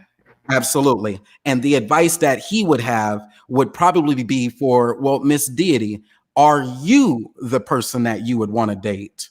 Could you see in a mirror reflection yourself in that person, and let that be the barometer? How much you do you see in that person? If your answer is yes, I would love to date me, that's why I'm single, then yes. But now that you're going into the world of, now I want somebody to be my equally yoked, and you have a standard, then I think that standard is, do you see yourself in them? You love yourself. So if you find out and you're looking at somebody that they don't love themselves, then definitely they can't love you. But I also understand that for a Black man, there's different he's gonna move different in this system. You know what I'm saying? Don't let him off the hook. He's gonna move different in this system, but that doesn't work if you're a revolutionary mindset that says fuck the system. I want it all. And I know most Black men do move different in the system. That's why I'm saying, like, for me, I want to deal with a Black man, Black people in my circle, period. But definitely a Black man that doesn't cower down when he's around or out in public, or he doesn't, oh, hi, yes, hi, yeah, you know, all that old, his whole shit just changed up, and now he's like a tight ass white boy, like, you know what I'm saying? Hey, I've been said that. I'm a bit aloof. A lot of Black women who are not aware or who aren't extremely woke like I am, because when I say I'm in tune, super, like, I'm on a whole, I'm just living in a physical realm. I'm just experiencing this physical body, but I'm so spiritually aware it is, I'm already lifted like that. You feel me? So, you know, unfortunately, it's not a lot of Black dudes that really about that life. And it's just, it is what it is. And I don't know how to give you no advice about that, because I don't search for men like that. What I search for when I'm looking for whether or not, you know, soldier, do I feel energy? Do I feel warrior? Like when I said the thug or the gangster, that's because that's where I come from. I still live in the hood. And so when I'm vetting out people's energy and their seriousness about what they're gangster or thugging over, that's where I'm at. For me, I do believe in economics. And for me, I do believe in the enjoyment of Black people in business. And the only way that we get there is if we have people who are willing to stand up to the banks. Yeah, but the only way we get there is if we have people willing to stand up. to the Yeah, police. And yeah. so therefore we have our struggles.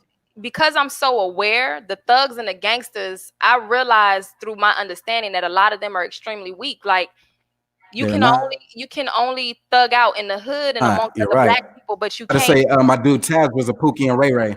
I told Taz you was nowhere near a Pookie and a Ray Ray. These motherfuckers got billion-dollar industries doing this shit. There is nothing that you can say or do. Like when they say the gangsters, these motherfucking dudes, like General Colin Powell was saying he doesn't like Trump. These motherfuckers then had millions of people killed. And so there is no reason to walk around it. I talk 1861 because there was like half a million white people killed, slaughtered, and they took the land and started distributing it. That's my number one central argument I jump to: the legislation of confiscation, the legislation of banking, that's what I need in our favor. Resources or the land, economics, But let me politics, ask I you don't this really though. dwell in, but I know that's an important element. And so that's the energy that I see. What is your level of thuggery when it comes to politics? Is you knocking white people off their platforms? Is you getting city council members taken the fuck out? Or are you But how you somebody gonna who do can that? just only sit in an individualized space? I fight for the collective on a broad. How is a black man, just by filling out a piece of paper that the white man created with all of the white man's questions, how do you feel that you're going to utilize his system to take him out of his system? I don't. That makes no sense to me.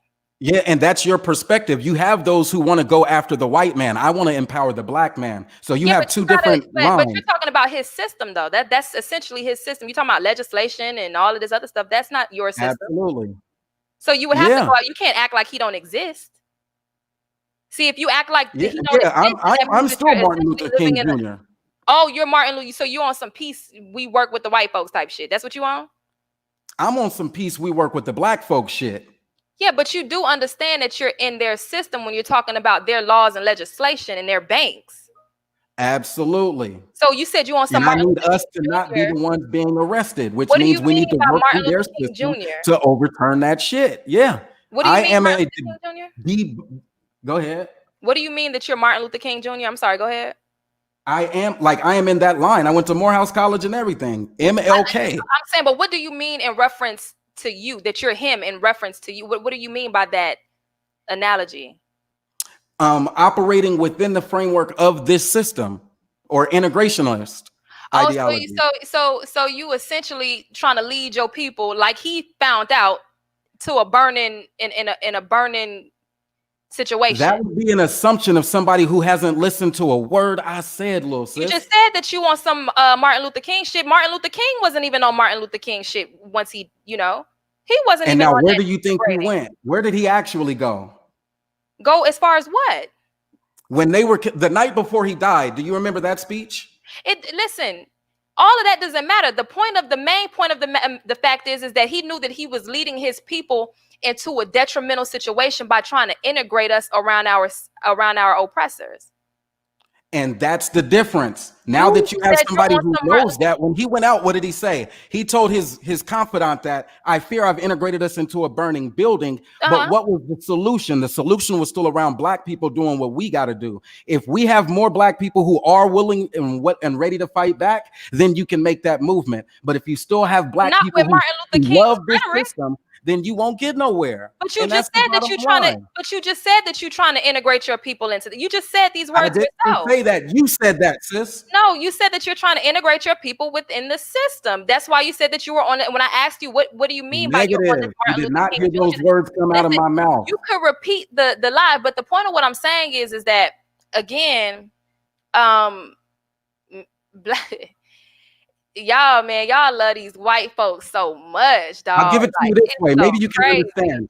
I'll give it to you this way. Look, sis, there are people who live in some foresty woods place, and then you have niggas who live off the grid. Like, exactly. If you're not talking about living off the grid, then you're integrated. No. So if you're going to be integrated, what are you going to do with your people inside of that integrated system? That's my focus. No, here's the thing, right? So Martin Luther King said he was leading his people into an integrated system, which was essentially detrimental to them. I fear I have integrated my people into a burning building.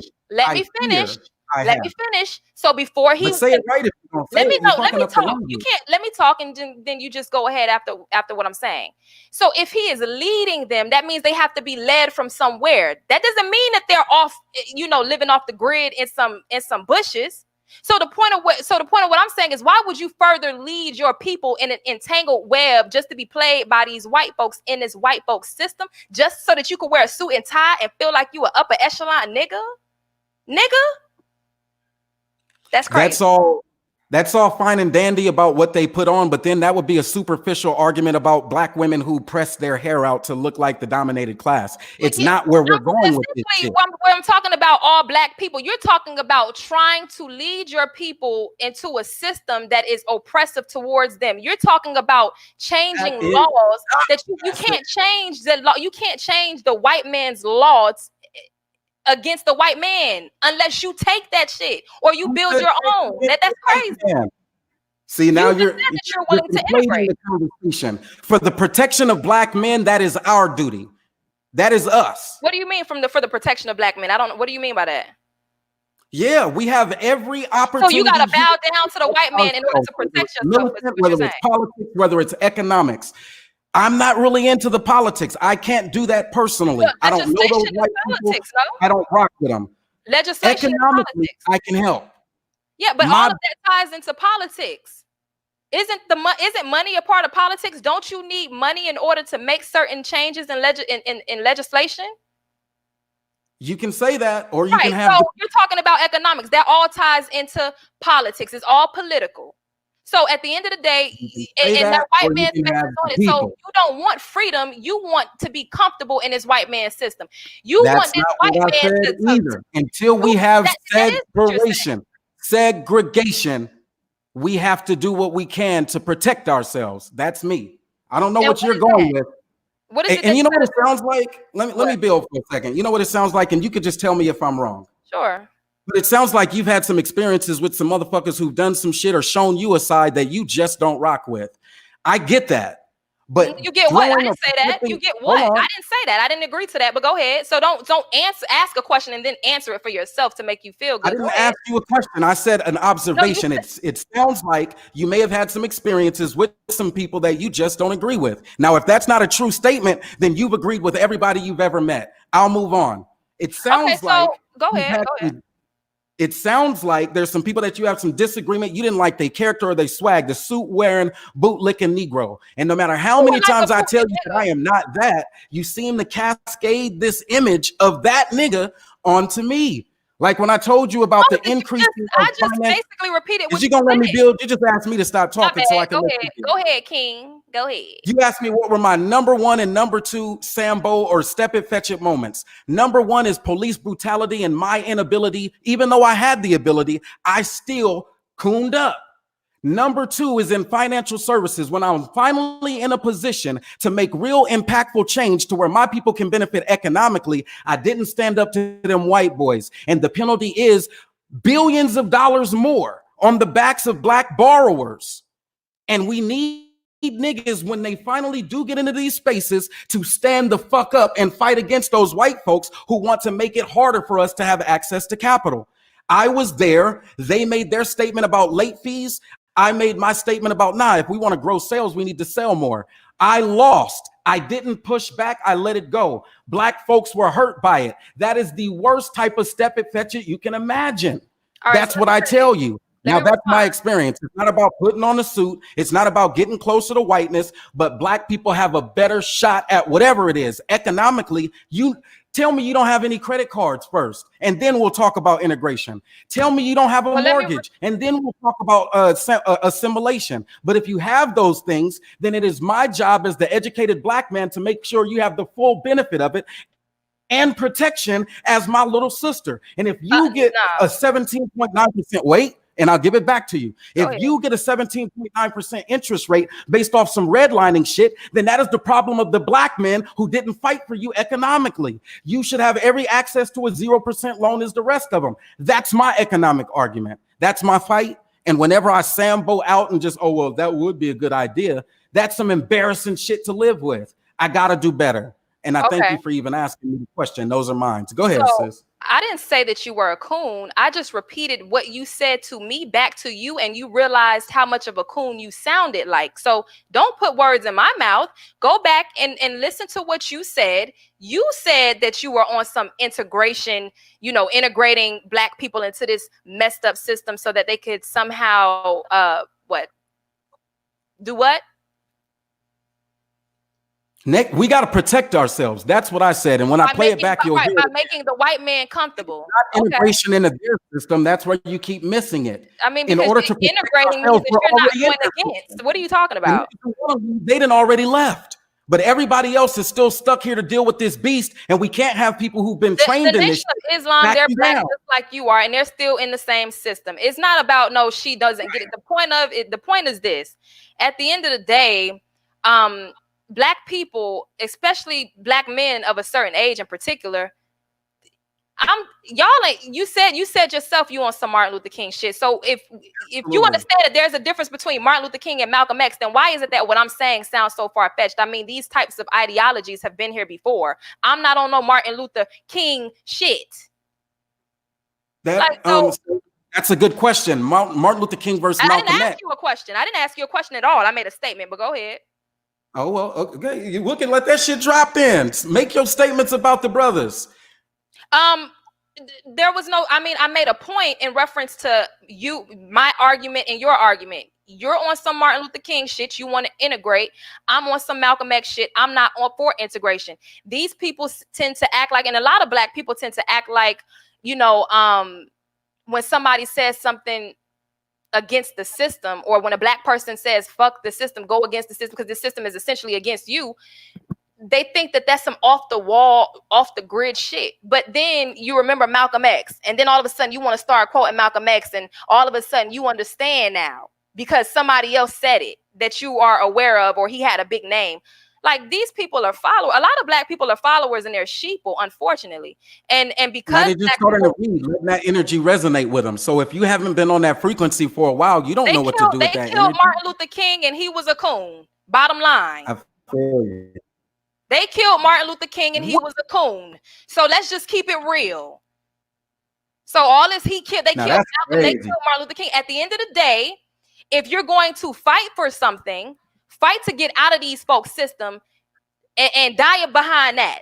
Why would you die behind trying to integrate around people that don't want you there? That makes no sense.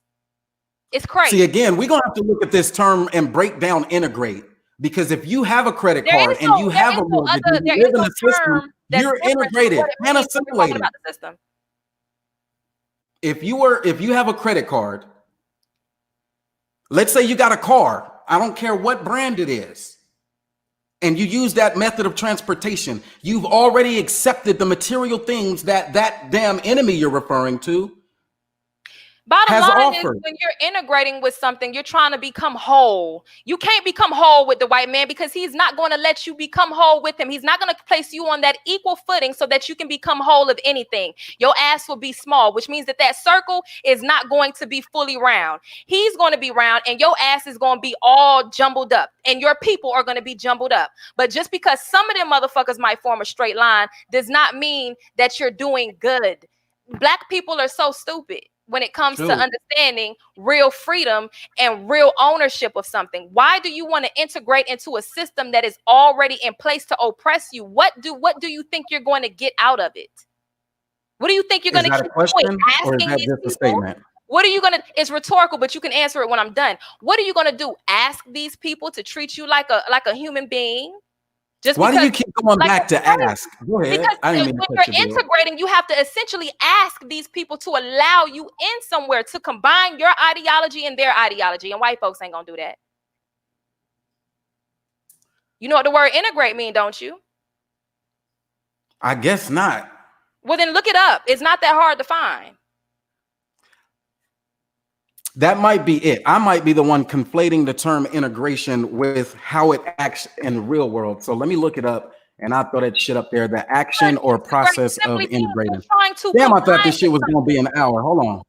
I got you, love. Yeah, we rocking out. Do what you do. It means you're trying to combine. You're trying to unite. You're trying to join. White people are not going to allow you to join with them. So why do you keep wanting to hold hands with your oppressor and talk all that coon shit? Why do you keep thinking this shit has to do with white people? Like we aren't enough. If we You're all, in if their we are all we got, system. then that's all So we if need. we're enough, tell these followers that you got, tell these goddamn people who sit there and they're these turncoats, tell them to own their to go against the system. Tell these people to try to want to get out of this oppression. How about you do that? You if I don't know if you follow me now, because we have business owners, we have people like that. We want to integrate our businesses.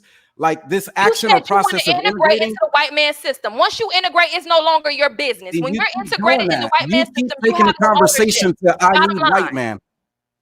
Little sis, here's what you keep doing. You keep taking it and adding in the white man into a black man's business. You're talking about the system. You said you want to integrate in the system and legislation and economics. This is his system. Now, what does are that you have to talking do with the about? white man? You're in his system. Are you not comprehending? See, if you We can't know we're understand the already in his if you system. can't We understand the know basic, that. Where listen, is ours? create your own. Why would you integrate? That's why I keep telling you, we have black business owners and the people inside You of this said group you you're want to talking to. integrate. Do you not We know what the work word towards what we integrate work towards. means? You said Do you I need want to to start integrate sending in the emails so you system. can see what we actually do? Come on. You need the contracts that we pass back and forth between ourselves to make sure we're spending black dollars with black I feel businesses. sorry for your business because unfortunately a lot of black people don't understand English that well, and therefore you've been fooled and duped by somebody. So you don't even know what the word integration means. You have no ownership of nothing if you're integrating in the white man's system. Sorry for you. So in mathematics, it's finding of an integral or integral. So these are these smaller parts. Listen, just put up the now we word got integration. You ain't gotta do all that. These people, you act like these people are slow, and they may be, but look up the word integration. If you're talking about integrating in the system, you ain't even gotta look up the word. They could look it up. But if you're talking about integrating in the system, you want to be a part of a system that is. Damn. Look, you got to zoom in on this one. This one is the one that would probably make the most sense because you started off saying the mind, and I agree with you 100%. So look at psychoanalysis of integration. The process by which a well-balanced psyche becomes whole. Now, if you want to try to make that black mind whole by restoring it to white people, you don't even understand English. Not Brother Moses. Brother Moses don't give a shit about that. I told you that shit is psychotic. My wholeness is back with mine. I am black first. In this chat, you will see the black folks. In my voice, in my tone. Everything that I say is continuously black, and I'll continue to live that.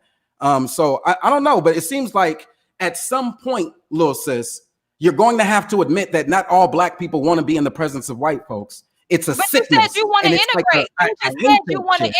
You just said you want to integrate. Now, again, when you're saying integrate, you said look up integration. I put the definition on the screen and then even showed you that there are more than one ways to even break down integrate. Integration. Where does my wholeness come do you take medication? Hell, why would I need medication if I'm giving you what you asked for?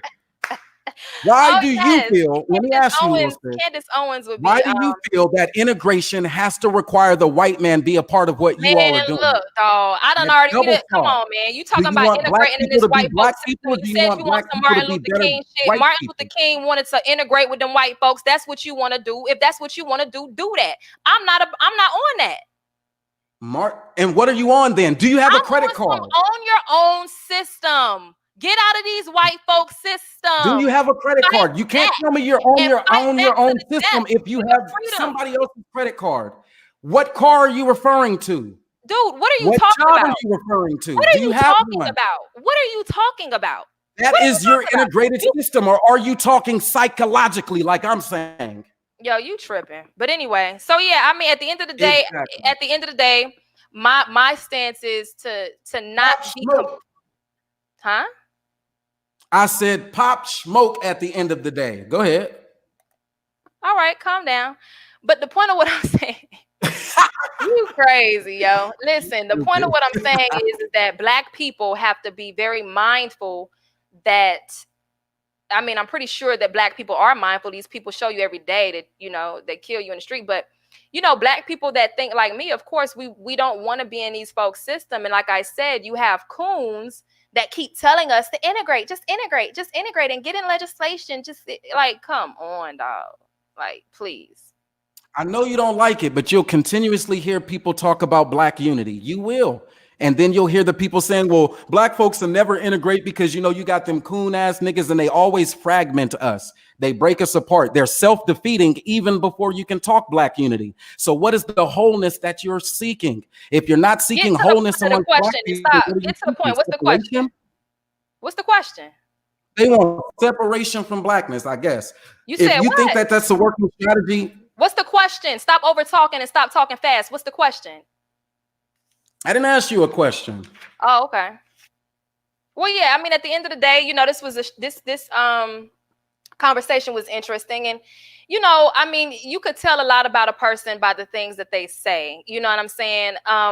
Unfortunately, though, when it comes to a so-called pro-black or black understanding or wanting to be for black, it's not always as genuine or as black. It might, the shade might be a little faded around this motherfucker because, I mean, you know, but a lot of black people are not really for that real blackness. You know what I'm saying?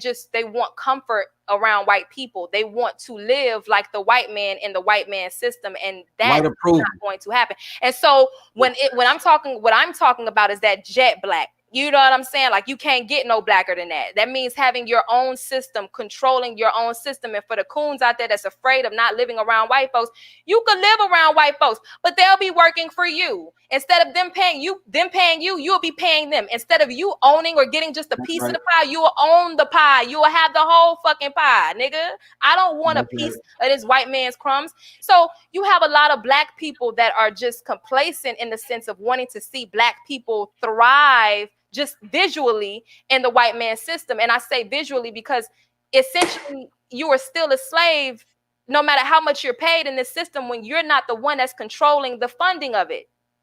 You're shucking and jiving unless you come from money, unless you come from wealth. And that's kind of a different situation. Then you have a certain level of freedom to say and do certain things. But until then, wait, let me talk. I said you have a certain level of freedom.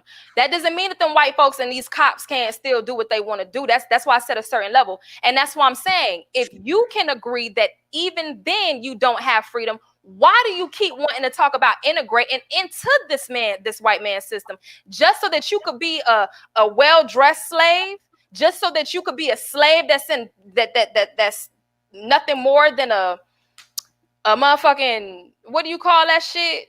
When they got the niggas just taking pictures with the president, you want to be nothing more than an optic illusion.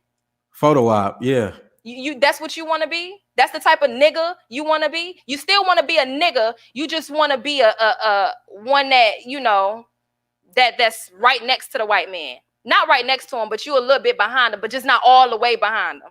Come on, dog. That mindset is crazy. That mindset is crazy to me. You don't want, like, I don't see how y'all don't want black freedom, but you understand that you're a second to third or fourth class citizen in this country. Like, that's crazy to me. How can any black person argue that?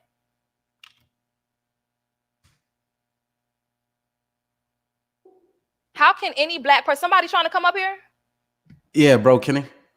Oh, okay. I'm like, how can any black person argue wanting to have the entire cake instead of just a slice? I mean, damn. These people that damn broken down, like, them white folks really, like, my God. Where was I at when they was breaking niggas down? Because I am not broken. What plantation y'all niggas was on? Okay.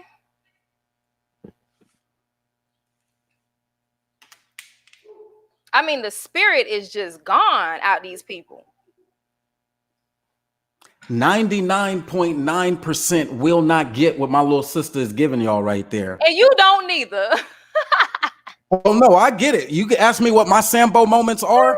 I told you, not fighting against the police, because that's number one. If you have an enforcement mechanism, a military armed wing, or someplace where they can snatch your body and take you away from your family, and you're not willing to go up against that, then you are a coward. And I admitted that shit right there up front. But you still I said my biggest Sambo shit is not wanting to fight back. So you're a coward, and you know you're a coward. That means you're a dangerous coward. Absolutely, because I'm trained to go, which means they at any time you're trained to go for the white folks. That means it's that Sambo that's at the picture. You're trying to go for them white folks. That means you're dangerous for black people with my mindset. See, you will be the type of nigga that would set somebody like me up. You're trying to go for them white folks. Yeah. Yo, what's good? I can't, that's too much, sis. What's good, brother Moses? What's good, brother Moses? How you doing, brother? Salute to you, man. What's good, boss? Let me tell you something. I'm not gonna be well, it's your show. I'm gonna say this. Why do we entertain these people that are what we call nevolutionaries? That come up here, run their mouth? You said nevolutionary? Let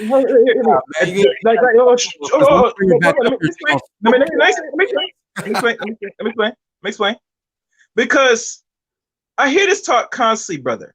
As black people, men especially, we only do the best we can. What we have, right? It won't be perfect, but nonetheless, we are making attempts. The problem with us as men today side, we trying to hope to please females like her, young 20-year-old, or anybody that's older that say, you must go attack it and destroy it. Yes, that sounds nice and dandy, but the problem is you are integrated into a system already. You have their bank account. You have their credit card. Hell, you're using their fiat currency. So my question asks to every person that talks about this thing, right? Are you willing to go off the grid? Number one. Oh, no, you don't want to do that? Okay. Are you willing to go back to Africa and hope to take out the white man from there, or anybody that's cleansed that's run Africa? Well, we can't talk about Africa because we're not African. Okay, so what the fuck are you up here? Because it sounds good and it sounds nice, but at the end it sounds like bullshit to me. And we entertain as intelligent men. And I know Lucy's down there. I hope she come up too. She is pro-black, and she knows what is necessary need. You don't hear none of these other adult women, like the one you had on the panel, talking this nonsense, like you about to do something and like a mind. You think my little sis talking nonsense? Oh, you tripping, Chaos. I gotta let her get you on that one. I can't just let you no, try no, to. No, I'm not gonna listen. I'm not gonna go back with her because I already hear enough from the past every show, even one when she was with BMT. And a couple of us asked her some tense questions and she couldn't give them the proper answer. So right there, I know where it stands. Nobody asked me anything, and I'm sorry, but yes, it did. Yes, I was listening to BMT channel with Amir and some of those cats up there. What questions I had to play it twice. Listen close to the question they were asking, and you're gonna give no articulate answer. So right there, I know where it stands. Yeah, it's just talk. It sounds beautiful. It sounds wonderful, but and then it's bullshit because it doesn't lead to nothing. It's not any movement. And like as a man, well, any man like Bro Moses, we talk about how we move our feet and doing some decent action, whether it's good, bad, wherever, how you want to take it. If it's not that, it's bullshit to me. That's how I see it. Okay, so right there. I let her build. All right, so we're not building because it's what bill we're building right here. Most I've been here now for the last hour and a half. Yo, you gotta calm down. Okay, get it out then. Get it off your chest, Lynette. So now she could talk now. She could talk. Well, I'll allow her. All right, no disrespect, but if you're gonna come at me, your English language has to be up to par. That's first and foremost. What questions do you have for me? Since I'm up here, you thought I wasn't, you were saying all of this stuff, addressing rambling, but what questions do you have for me? Are you willing to go off the grid? What's your definition of getting off the grid, and what would I be willing to do? Are you willing to get off the grid? I'm going to answer the question. I can't answer a question without having Are you willing to get off the grid? Are you willing to get off the grid? Are you willing to get off the grid? It's a simple question. I don't answer retards, yo. All right, then that means you're not willing to do that. So you're right, you're integrated, like Brother Moses said. All right, next question. It's a little bit more intellectual. What's the next question? So that's it. That's all I want to ask, Brother Moses. It's a simple question. All right. Did you get the answer you were looking for? All right. So the point of what I'm saying is this. Again, it goes to show like black people are so willing to fight you for these white people. Like, oh my God. And then you had this coon CRU reality or whatever time we would shoot you because you trying to get us killed. Like these people, but it's a lot of black people that think like that though. You know what I'm saying? It's a lot of black people that really have that type of mindset where if you're not including white people, then you're a detriment. If you're talking too black, then we gotta off your ass because they got a white mind. They think like white folks. They think like white people, essentially. And it's crazy. See, but now you get me though. Hold on. Let me say right there, when I look at integration, not now or even when I was in the army, did that involve me getting myself closer to whiteness? What I mean is integrated businesses, integrated black folks who are activists, grassroots. We have to get our number up. I used to spend 100% of all of everything I earned right back with the they white don't even person. like when a person So let me tell you them this. I'm finally up to around 20-something% of everything I earn now goes through black businesses first. I don't just say it, I live this shit. I am trying to find my way to connect blackness and make black whole. Now, a lot of people won't get it because, you know, how I speak, you know, I'm so articulate and I'm passionate, but don't let that shit get you fucked up. My biggest issues are still cowering in the face of white supremacy through the form of over policing. That's still it. I'm still pulling over like everybody else, but for me, that shit personally kills me because I am a vet. They are not superior to me. And in fact, I know that I'm more. And that doesn't make me a risk to you, sis. That doesn't make me somebody that you should feel like, oh, I'm with Moses, you won't protect me. The point that's is not the problem. Listen, and I then don't number know. two. Go ahead. Are you number done? Two, when you find yourself in a position to make change, fight for it. You said that shit in the beginning. If you have that confidence yourself, that same confidence that got you there, don't let it slip once you get in those positions. So the most embarrassing shit that I've experienced of going along with the game and you know, just let it flow and do what you can and settling for scraps was when I was in a position to actually push back at the highest level, billions of dollars. And that level of cowardice, that was my own individual experience. Now, others may have, you know, individualized issues with a person. Mine's are systemic issues that I was in a position to fight against, and I myself chose personal safety rather than to fight that battle. Now, you've been calling out the other brother, CRU. I'm going to bring him up, but first, do you want that smoke, Diddy? You my little sis, so I'm going to get your permission. Nobody got no time. I mean, listen, if he's a man, you say yes, he it's just on. talk You like say a man. no, and just talk. Like, what are you talking about? Smoke? Like, just talk. You know what I mean? Go ahead. I'm gonna let him bring you that smoke then. Let's go, bro. You what are you talking about? Don't have that smoke for me, nigga. I don't control your situation. There you go. You've been charging at him all day. CRU, you up? He's been charging at me, but ain't nobody got time for that. What's up? What's up, Deity? Moses. What's up, Chaos? What's up, Deity? Oh, this nigga Mike hella low. Crew, can you hear me? Am I low? Before you hear me, you sound low. Okay, give me 1 second. All right. While he gets himself situated, please like the show, guys, and share this stream. This is educational right now. Unfortunately, I have to say this is education, Brother Moses. At times, you know, we talk about important things and I'd be listened to, but I guess you're bringing her up for some reason. So I guess people could like and share this for education purpose. You ready, crew? Yo. Oh, you sound good. Good. Yeah, I can hear you. All right. So the only thing I was saying, right? You talking about get the whole cake, right? I'm trying to get the whole cake. We're getting the whole cake, but it's a baking process. You don't just you have to go to the store. You got to pick out your ingredients. You got to do all this and that. The cake don't just appear just because you thought the cake should appear. It's a plan to it, and we're working the plan. All right, so check this out. So I was thinking that the way it sounded to me is like you think that the cake just supposed to pop up out of thin air from nowhere just because you want it. No, it's a plan for it. So you can do all this back in my ear and whatnot. Like I'm finna, I'll go win the castle. I'll go get this. I'll go do all of this. But God damn it, it's a process to it. All right, so are you still talking or do you want me to reply or how does this work?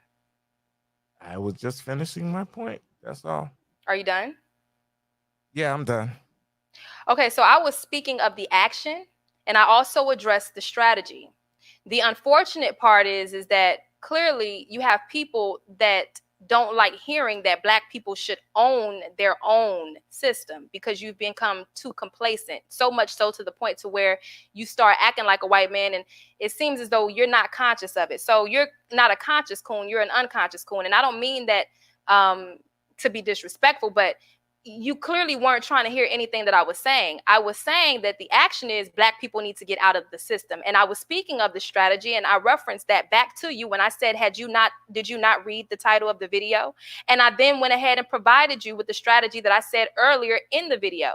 See, you're hearing what you want to hear. And no, I'm not going to give you a strategy breakdown for 15, 20 years from now. I'm going to, make it short, sweet, and simple. Unite, take your power out of the system, and then fight back that way. It has nothing to do with the military weapons that these people have. And I don't even know why I'm still, saying this again, because y'all clearly don't get it or whatever.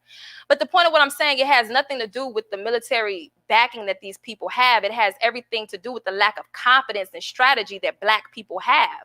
It doesn't matter how big the force is that you're going against if you know how to move around that motherfucker.